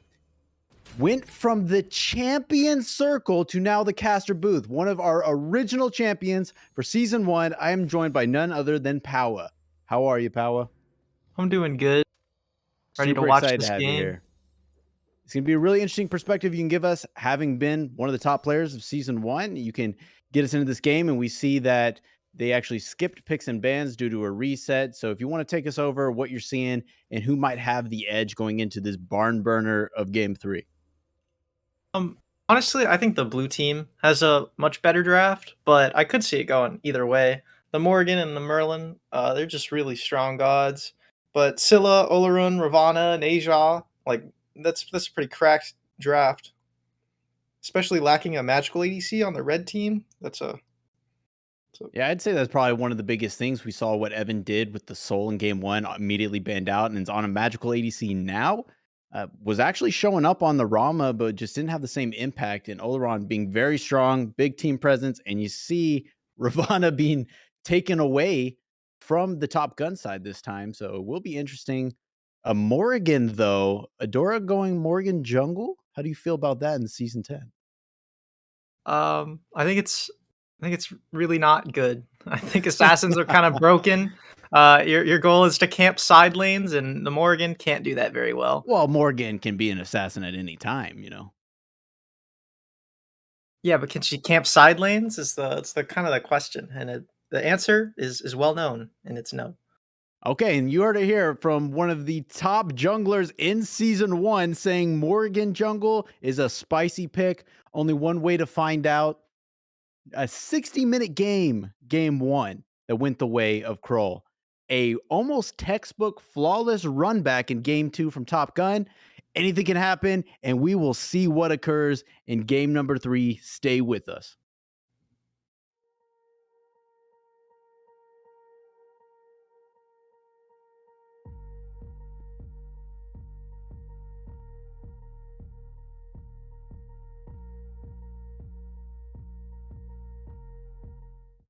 Welcome back. It is time to wrap up this first Scouting Ground set. And what better way than go to a game 3? I'm iNooblet, joined by the champ, POWAAAAHHHH. Walk us through one more time what you see. I know we did picks and bans very, very quickly. We talked a little bit about Adora on the Morgan jungle. What else do you see that you like or don't? Oh, I really like the blue team's draft. The Ravana's going the mitigation build, which is super OP. Neja works really well with Uller and ult. Sobek works really well with Uller and ult. And Scylla's just overall a very strong mage, and it's one of ZTantalus' favorite characters. I really like their draft. I like the Wukong. I do think the Sundering Axe is really interesting. Late game, that's a very strong starter, but it's you lose a lot of value going not the Bluestone. And already, this is a new swap up. So we saw a role swap. Cosmic went into the jungle, immediately headed to duo lane right after the start. Actually got speed on left side and went there, put out a lot of damage, and sent Ganesh packing. No kill for it, but that's a big change. And sometimes that happens when you swap roles. Maybe they had a conversation and Cosmic went, I want to be really aggressive. Put me in the jungle. I want to make some stuff happen. And then we saw that right there. It's a really good start to camp duo, especially like I've seen that start a lot, and it works really good with the Sobek support because they can pluck and just force someone out of position. And with the Neja lockdown, it works out really well. It didn't work out this time because Ganesh is really tanky, but it could have worked out. I think it's a good strat. I'm glad they went to it. Yeah, no harm, no foul. At least gets pressure over here in the left lane. And looking at these drafts, you like Krull's draft. I would agree. I mean, this might be a scouting grounds thing, but you see players swapping up a lot. We saw the role swap, but you also see God swap. The only thing that has really been consistent is Lana on this Merlin. Played it all 3 games as we see a pluck just off the mark there. Danger territory, not wanting to pluck into tower. And then Killjoy's running back to Ishtar. But kind of all over the place. XSquidTooMid has played 3 different gods. Kukola not in this game. How do you feel about it? Do you feel there should be some consistency with who's playing what well, or is Scouting Grounds just the time to show captains what you got in your god pool? I think it's a time to show captains you have a big god pool, but it can go either way. Like most mages play pretty similar, and just being able to slam Merlin every game super valuable. He's a really good pick. He does a lot for the team, so it can really go either way. Ooh, and a sash in onto the Morgan decoy. That's going to be an interesting dynamic later on as they're fighting over these camps and these right side camps, right and left side camps. Those things are tanky. It takes both players there early game to get those. It's an interesting fight taking it. Maybe somebody who's tanking will get a little low. Who do you think's the player to watch is going to be the catalyst here? Do you think XSquidTooMid is going to pop off on the Ravana you like? Maybe that's a better pick for him into Wukong. It could be Adora in the Morgan jungle. I think you have to watch Adora and Evan and see how they work out in late game team fights, because Evan's ult's really gonna body the Morgan in late game team fights. True. A bit of a lull here. Seems like people might be a little hesitant to get into a big fight early on. It is a game 3. Game 3 I'm sure has different nerves. Been to a few game 3s yourself, Powell. What is the mindset of a game 3 where you don't want to lose, but you don't want to give all the pressure up to the other team? Generally, I just start running it down. See what can happen. Some people it get seemed to have scared. worked out for you. I don't know that it works out for everybody, though. And what about, maybe give us a little insight into just Scouting Grounds in general. How does it feel to be thrown onto a random team with players you don't know, you haven't played with before? You don't know who the shot caller is. You don't know everybody's skill level, and you got to come in here and perform so that you get drafted later on. Yeah, Scouting Grounds are definitely a pretty stressful time in the season for all those reasons. Ooh, Adora's gonna gank. Yeah, a bit of a gank using that stealth mode. A good stun. Seems like they're going to target onto Sobek. They're tanking. Oleron ult is out. Can they turn it around? A slow sash, but up to the sky just to get out of the ult. Comes down and still half health on Sobek, who goes into it. And Uno reverse. Neja's going to get the kill onto Adora. Go up into the sky himself. And they're all very low on Top Gun. It was a good fight, but they committed so much onto the tank. And now Ganesh running. Can't get out. Double kill for CosmicVibez, who is the real Neja. Yep, Evan played that really well. He stalled out long enough to get the counter gank, which is super strong in this map. I really like how they played that. And the Sobek perfectly body blocked all of the damage onto Evan, forcing Adora to commit onto the Sobek, and then they had to commit on the Sobek, and the Sobek lived. And we'll say, though, at least they committed to someone. A lot of times you see somebody hold that thought, a bit of a scuffle over here at the new totem. But, of course, Ravana doing Ravana things, immunity, getting the shield, walks away free. A lot of times people come over and gank, and if they haven't played together, it's kind of a convoluted targeting system, and they just all kind of go on to somebody. At least they all committed to Sobek. I will say that. Just a bit tanky this early on. I hope he Looking at- dies. Go Oh, for it, go! stealth mode, gonna Go! dive it. Oh, Not enough. Gonna take a lot of return He's gonna die damage. here. And here's Neja. Nowhere to run. You might get a stun off. Yeah. And the ult committed just to be sure, but that's another kill for Cosmic, the new entry into jungle, starting this game 3-0, and Krull is looking good. And yet again, a gank goes wrong. He gets counter ganked and dies for it. I think he really needs to just chill out until he gets his book fully stacked and hits a power spike with maybe Polynomicon or Spear of Deso. Speaking of Book of Thought, it's obviously a staple on mages right now in Season 10. How do you feel, though, about not going like the traditional Doom Orb rush or something on Morgan, get that movement speed online? Do you expect to see that later? Would you rather see it in the first slot, or do you think Book's okay? I think Book's pretty good. Right now, we're kind of in a one-shot meta. That's what you're playing for. So the Doom Orb, it gets a lot of value if you're trying to get out. But into an Oleron, I don't think you're going to get out if you're a Morgan jungle. So True, that's fair. I like it. I think it's a good idea. How about while we have a small lull here, we talk about the shards. All of the casters have talked about them, and they all have different opinions. Coming from the champ, what do you think is the best shard overall, and maybe per position? I have an opinion. For jungle, I think Carapace Shard's probably the best shard overall, and it works super well in the jungle. It works super well in support. Works super well in solo. I think it has a lot of viability. Being able to basically hit people for true damage once you get a flat pen item on it's super. I think it's really valuable.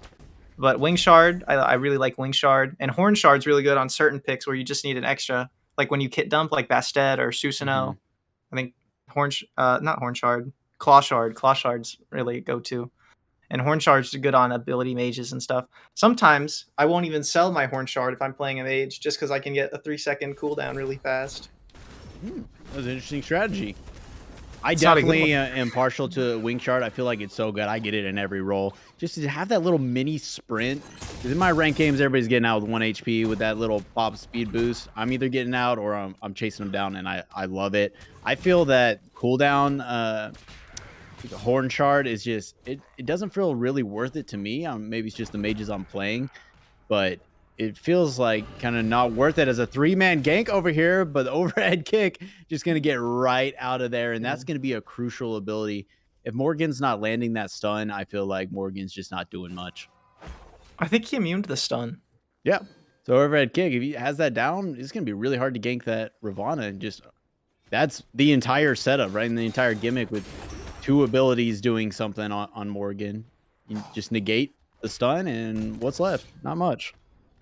I think the Morgan is playing for team fights, and she'll be able to just instantly delete the Oleron or the Scylla, and that's really valuable. I think it's a good strategy, but you have to make it to the late game, especially if you're going Book of Thoth. So we have Gold Fury up here, awarded by Top Gun. How early is too early to start this? You have pretty significant. You have about a K and a half lead in gold, up 3 kills. Levels are looking nice. It's a game 3. Do you push these objectives early, increase this lead, or you just keep playing safe for another 4, 5, 6 minutes? Keep playing safe, but if Cosmic kills the Ishtar or kills the Merlin, they could definitely look for it, especially if Oleron and Ravana rotate. And here's the gank. Dash should be up, though, for Ishtar. Just going to go right under tower, pluck off the mark. Good use of saving that dash just to get out of dodge.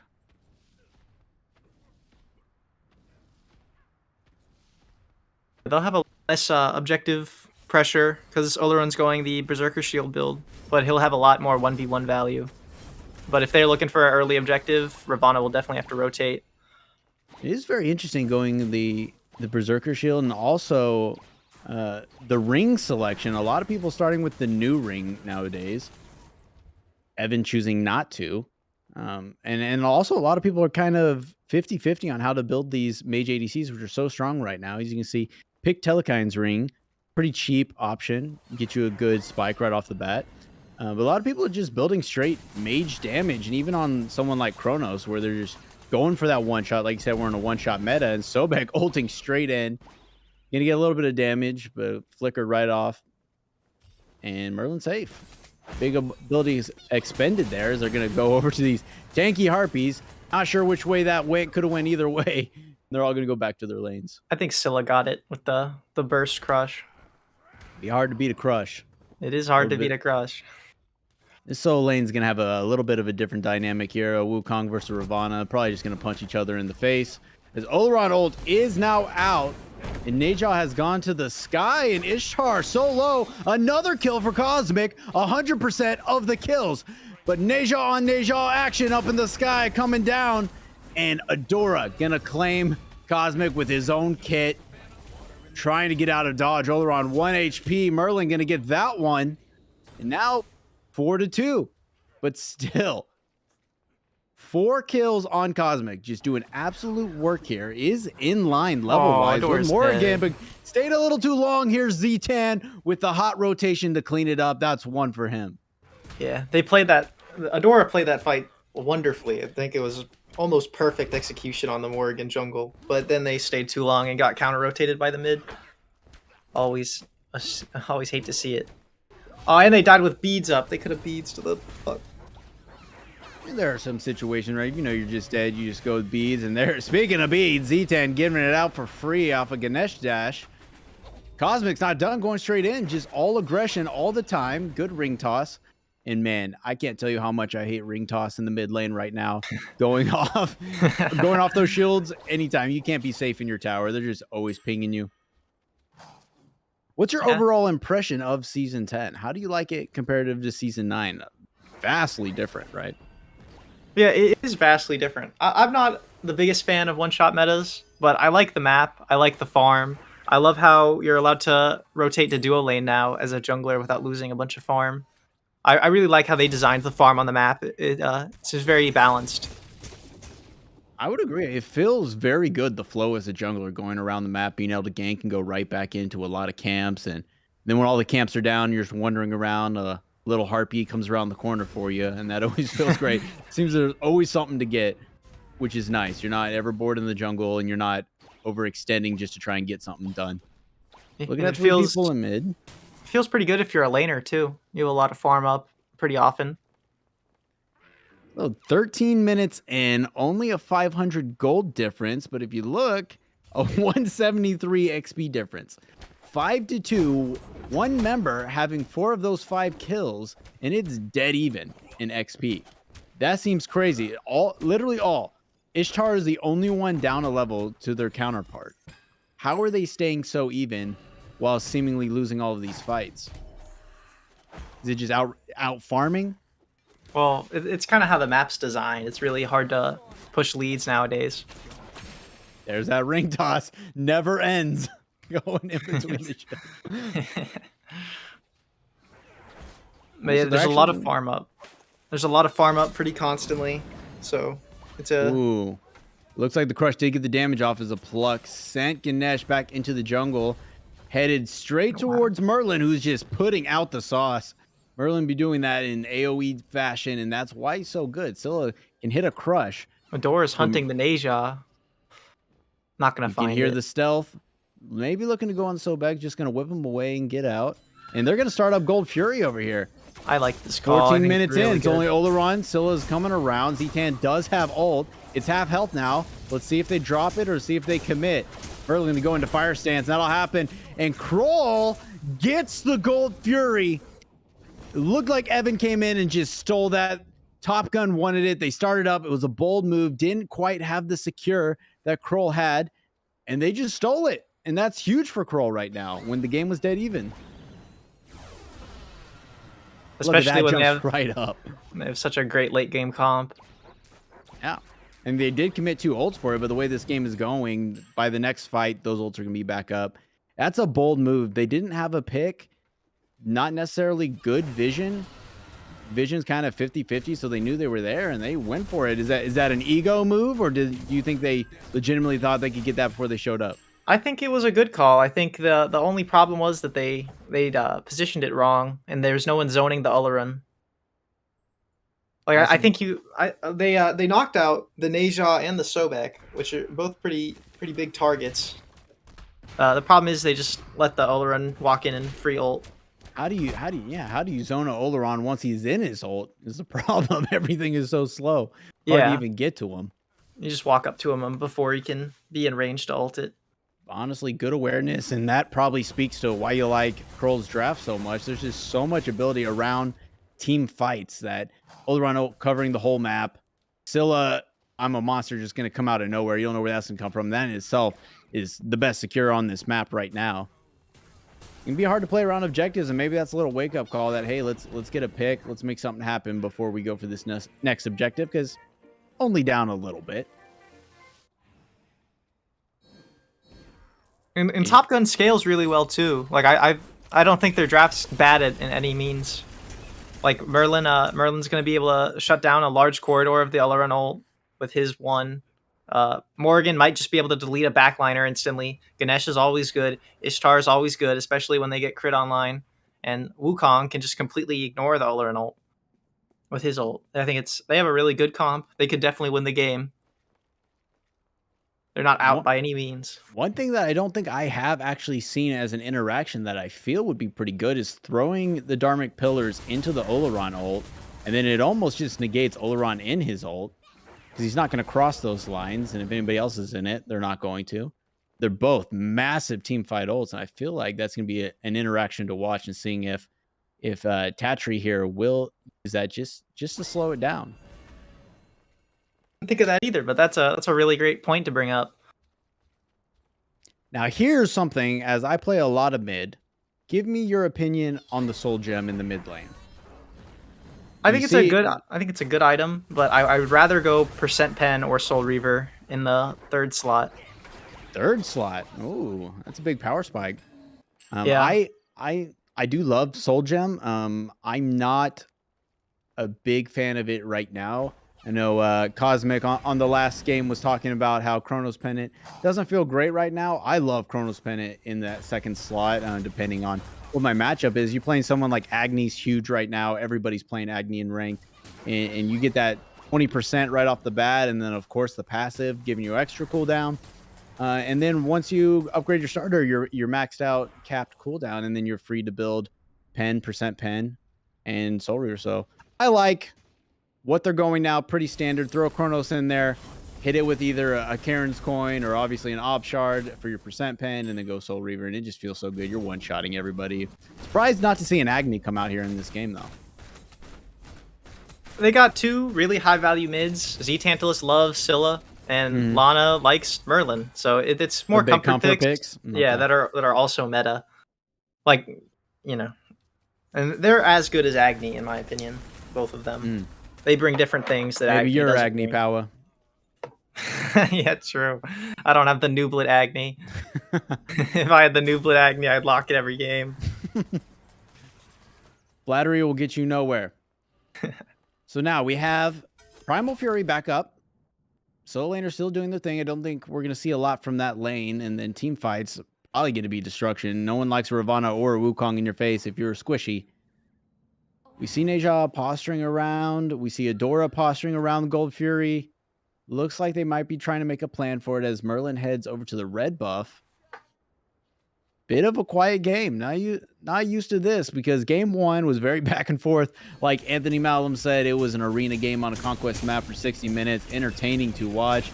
And then game two just seemed like Top Gun just knew what they were going to do, and they'd been here before, and they executed flawlessly. Objective, next objective, kills, push. Looked great, and now a little bit of timidness coming out of both these teams. I think it's more just the drafts and what they're both teams are playing for late game, and they both want to make it to the late game. So, and especially when there's a gigantic Neja on the enemy team running around, you don't really want to pick fights. Neja is strong right now. A Pluck can initiate something here, but here comes the Morgan around the corner. Gonna switch targets and immediately sends Sobek into the ult. Crush gonna go out. Only tickles right now. No percent pen online. So we see these little bursts of aggression, and then everybody kind of goes their way. And I'll say that feels bad when you're throwing out a crush, and it does that to the enemy support, and that's kind of meta right now. Tanks are so hard to kill with the items available. Overhead kick already committed, meaning it's not available for the stun. There's the stun, no follow-up, just a little poke here and there just to make their point. They're going to look to invade this blue buff, but Sobek's here to defend. Everyone just so tanky in Season 10. Only for the mid game. Once it gets to the late game, they get kerblasted, into the stratosphere. Kerblasted. We need the definition of that word later on to fully understand it. But I like it. And now a counter invade. And Killjoy going to commit the ult and then dash away. Actually did save the purple. Could be worth. But if now Krull pushes an objective and get a big fight, you don't have that Ishtar ult available to disperse and stun. I would definitely like to see them play around the Gold Fury now. Because Ishtar ult's a big ult to be off the field. Especially when the trade was just Neja Sash, which is up already. It always feels good when you sash in or something and someone panic beats thinking you're going to ult, or they ult in return and you get it for free. But that might just come down to comms and scouting games. Someone's got to say, hey, Ishtar ult down, maybe Ishtar backing like they are right now. Let's push this objective and bait the fight or something. But like we said before, game 3 nerves. No one wants to be the one to make the mistake and overstep and cost the game. As we can see, a little friendly banter over here in the mid lane. And now they are... Nope, they're just getting the shield buff on the left side. Top Gun is responding by sending Ganesh over. A lot of wards in that area, mostly Top Gun. Kind of all warded out. We have one from Krull right on it. It is a sentry, so it's going to get dewarded. No one making moves. Everybody spread across the map. Look at Top Gun right now. You have one person in every lane and 2 people on opposite ends of the jungle. They are full covering this map, as we do have a T1 down in the solo lane. So maybe that'll free Wukong to go around and make something happen and push an issue here. Our heavy loaded mid lane. Still left alone in the duo. And here's an item you haven't seen a lot of in Season 9, at least not early on, and that's people rushing the Emperor's armor. Obviously been a great item. Did anything change to it? Why are people getting it so early on now? I don't know. Play support. Fair enough. It might just be because it feels better than other support items right now, once the change to Season 10 happened. Or maybe it's because people just want to get aggressive in these towers. Either way, it's good. Passive, obviously, benefiting you whether you're on defense or offense. And you can see both supports had the same thought and went it first. And then we see a bit of a change. Sobek going into the Heart Word. And then over there in Ganesh, probably going to the new cloak. Prophetic Cloak. Could be that it's really cheap and it gives you 300 health and That's 60 true. fizz pots. And really, the only person who threatens the supports early in the game is the jungler. Mages don't really threaten you until later. So that could be, it would be a really great power spike, but I'm not familiar with the support builds. That is true. How about Ganesh going meditation? Another item was kind of in meta for a while, about a month in Season 9, and then fell off hard. And I mean, historically, it's always just been kind of a troll relic pickup, right? Now, seems picked up every now and then, and already upgraded. Ganesh actually choosing to upgrade both relics right away, and same with Sobek, trying to get a little more utility out of those other than finish an item. So we got Entangling Wings. I'm going to provide that root on enemies all in the area, plus the sprint, which is a huge game changer in a big team fight. Yeah, I like Entangling Wings. It's really great setup for your mage abilities. I really like the Cloak of the Ascetic, which is the meditation. It lowers cooldowns. And when you have a Merlin on your team and they're just spamming out abilities late game, it's really nice to have. Especially when the Merlin abilities hit for like 700-800.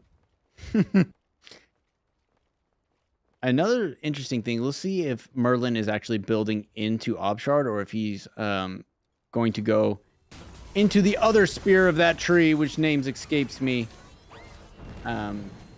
Which I feel is better, providing the passive to increase damage taken to a target, especially when you're spamming 4 abilities at a time on Merlin. Spirit of the Magus is a little birdie in my ear that told me what it is. I love that item. I swear I'm a mage player.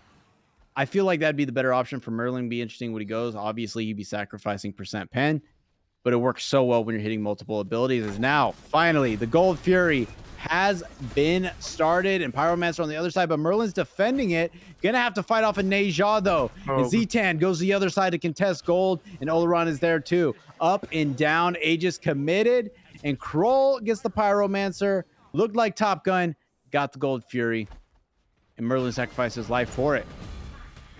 4K up, Krull is. Neja Big fight beats in the mid. Morgan stun.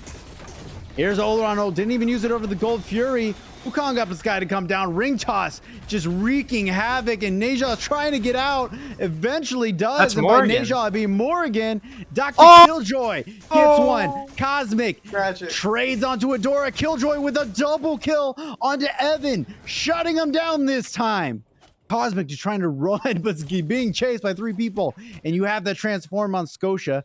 Probably going to catch him a good heal. Going to give about half health. Chooses to go hawk for him in the blink. Gets him some distance, but now is aggroing that Harpy. Take him with him, get a little XP. Big fight there. A 2-for-2 trade. Finally, some life out of this game, and the light switch has been turned on, and people want to fight. It all took a couple objectives to get the party started, as now you see Top Gun running it down the left side lane. Yeah, they're getting the tower after they won the fight. Stuff after the stuff, as we like to say. Copyright trademark, not me. That's a good push. They chased out Neja, and Neja got a blink off, let it go, and got something on that map on that side of the map since all 3 were there. And that put really the fight in their favor if they're going to get extra things, even though it was a pretty even trade across the board. 3K gold now for Krull. Yeah, it's really not that big of a lead. It's very, very mitigatable. I think Top Gun's still in the game. Really, there's one thing I know. Season 9, Season 10, all it takes is one fight, and everything has shifted. Especially all these games, really, in Season 10 are going to the point where you're spending all of your gold on 500 pots and 3K pots. And there's nothing else to buy. Everything is full build, fully upgraded. And that's generally where these go, around the 35-minute mark. The good sash, and immediately just deleted. Cosmic on a killing spree, and now is 7-1. Doing it all, putting the team on the back with an all-star team really here. You have ZTantalus, an all-star ADC. You have Evan, who went 16-1. They all have the potential to put out massive numbers, and Cosmic is just showing up and doing it alone. Says, don't worry, guys, I'll do it here. But hold up. Caught in the mid lane, and Killjoy gets another one. That's 3 for the ADC of Top Gun, and they're going to move it to this right side of the map as they have a 4-on-4. Merlin did die in all of the to Neja earlier, so that's a lot of mage damage, and I'm a monster hits. Gets the reset. It's a little off the mark. Wukong causing some havoc in the back, and a land onto 3 members. Slow them down. Oleron crits coming out, doing a lot of damage. Ganesh just trying to silence it and stop them where they are. It's a brawl in this small corridor, and a good pluck, but a greater backflip. Up and down, and Evan gets the kill on to Killjoy. They're chasing him down. Top Gun's running for their life. Evan with a double kill. Didn't like the way that DRkILLxJOY got a double kill earlier. Says, I can do it too. And they head straight for the Fire Giant. Man, Evan and Tantalus are really going big in these fights. I would like to see Adora just not hit the Ravana ever again, because they do no damage to the Ravana. Speaking of no damage, Scotia not taking a lot of poke. There's actually ZTan there who was trying to peel him off from the Fire Giant. And I have been noticing in these games that ZTan has been hanging out outside the Fire Giant ring to just lob in abilities. Something that people may not know in this this new Season 10 Fire Giant that I discovered for myself and blew my mind. You can actually auto the Fire Giant from outside the ring. It hits from outside the ring. So you can completely stand out there and auto that thing and throw in abilities and have the same effect as if you're inside. So interesting dynamic in being out there and just lobbing in. Obviously, I'm a monster and a crush, can hit from a distance. But I haven't seen him in the ring once. Yeah, it gives you a lot of safety. You can't get committed on. You don't get hit by the Fire Giant. And if you can get your abilities off and still hit the fire giant, then that's good. And no one wants to cross that wall of flames to get out either. It hurts your soul when you got to cross it. It does. Now another Primal Fury has spawned, is up. Ganesh already out. Oleron not in position. That's going to be free to Top Gun. Trying to just save some of this game that's getting away from him gold-wise. As we cross over to the 30-minute mark, all 10 players are in the mid lane. And a good Great blink in. Straight into the tiger form. Now, Tantalus has no beads. I want to see Adora just run at him and insta-kill him. Just pop him. Let's see if they listen to the champ. Good crits coming off. Up into the sky and all alone. Cosmic gets another one. There goes the root. Wukong all alone as Oleron ult has segregated this whole fight. I'm a Monster's up, but dodged perfectly by the Wukong ult. Adora claims Cosmic. That's a big player out of this fight. Backing up into their tower. Sobek 1 HP, just trying to dodge Morgan autos. 4 members of Top Gun looking good, but they have to chew through this Krull team. Great and CC. That they will. ZTan picks up the kill from a distance. Ganesh is gone. Everyone just hoping they're not next. Top Gun in a good position to take this T2 though. ZTan doesn't want them to have it for free and is going to scare him off just a bit. What a fight. Adora's going really big in these fights. They're transforming into the Neja. They're finding picks. I just think they're picking the wrong person. I really want to see them go on Evan or ZTan. And you see Scotia doing what solo laners are supposed to do and dive the backline and be annoying. Just doesn't quite seem to have enough to get the kill. Maybe send Adora in there with them. Like you said, change the targeting. But honestly, for being 2 and 5 currently, Adora is putting in a lot of work and is a major issue in these team fights. And that's all you can really ask from your junglers. Who cares about KDAs and Smite? Not me. The only thing that matters is one letter, and that's W. Postured around the fire giant now. There's a lot of wards on it. There's actually 4 wards on the fire giant, 3 of which belong to Krull. Interesting there. Not sure how many of those are sentry wards. Maybe not any of them, or maybe they did the triple sentry ward so that they can't be dewarded. Skunky Sweat currently standing on 1 and just hanging around while the team goes and gets some farm and comes back, just making sure nothing sketchy happens. But definitely not a sentry because they're all standing on this one right here, so they know they're there. Probably don't care. Junglers off doing jungle things. 33 minutes. Fire Giant hasn't been completed. First one might be a game changer. It is already EFG. Yeah, it will be a game changer. I think it'll be really important. See, actually, Scotia backed here. Not worried about them starting up just yet. All ultimates available. All relics on Top Gun available. All relics not available for Krull right now, but they are coming up soon. That could come down to communication. Knowing that their relics are all down would be a good time to take a fight. But you can see Cosmic going to be back up in 5 seconds on that blink and those beads. ZTan's probably already back up on relics. Man, they want it. You can see it in their eyes. Fire. They pull it, and they are actually just melting it. These Oleron crits just putting in the work. 1 member of Top Gun is in there, but they're all postured around. What do they have to secure it, though? Let's see if they commit. Dharmic Pillars have been out, and it's on the corner, doing double damage. First Fire Giant has been secured, and it actually went the way of Top Gun. And now Lana has the first kill after the fact. And it looks like there's going to be more. Killjoy and Scotia are just destroying Cosmic the back gets 1, line. Adora gets another. Killjoy got 1 and Scotia got 1, and it's only CosmicVibez left standing against a 4-man squad with EFG. You think they run it down here, Powa? Yeah, man. I was totally wrong, dude. Killjoy needs to dive the back line. Adora can keep doing Adora things, man. Get Killjoy in there. You heard it here first. The champ is calling for endgame. Enough of this set. It took us for an hour in game 1. We showed you what we can do in game 2. And despite what Powa thinks, Morgan Jungle is the way. And Top Gun, half health on the Titan, committing it. a quarter health, and the first set of Scouting Ground goes to Top Gun. The more jungle out of that, I was totally proven wrong. That's a really great pick. Can we get an audio clip of that? Powa admitting he's wrong. Doesn't happen often, but man, that just goes to show you in the Smite Draft League what competitors we have here. You couldn't have called it. Just every game of this set was just a brawl, and everyone showing up, wanting to get drafted, and they really put it out there. If I'm a captain, I'm looking at a lot of prospects here. Who is the shining star for you, Powa? On which team? Because they both have so many.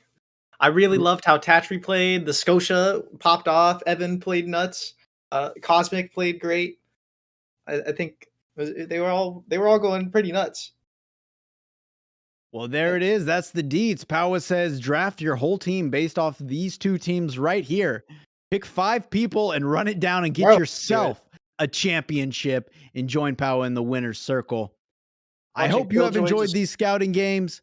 That is only the first one. We have many days of scouting games for all these players to show what they're worth and hopefully get drafted into season 2 of the Smite Draft League and run it down and get that prize pool and join Powa and his team and the members of Premier that made it last year.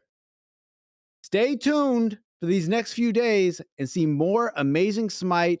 If you want to get involved, signups are already closed for season 2, but there's a lot to do.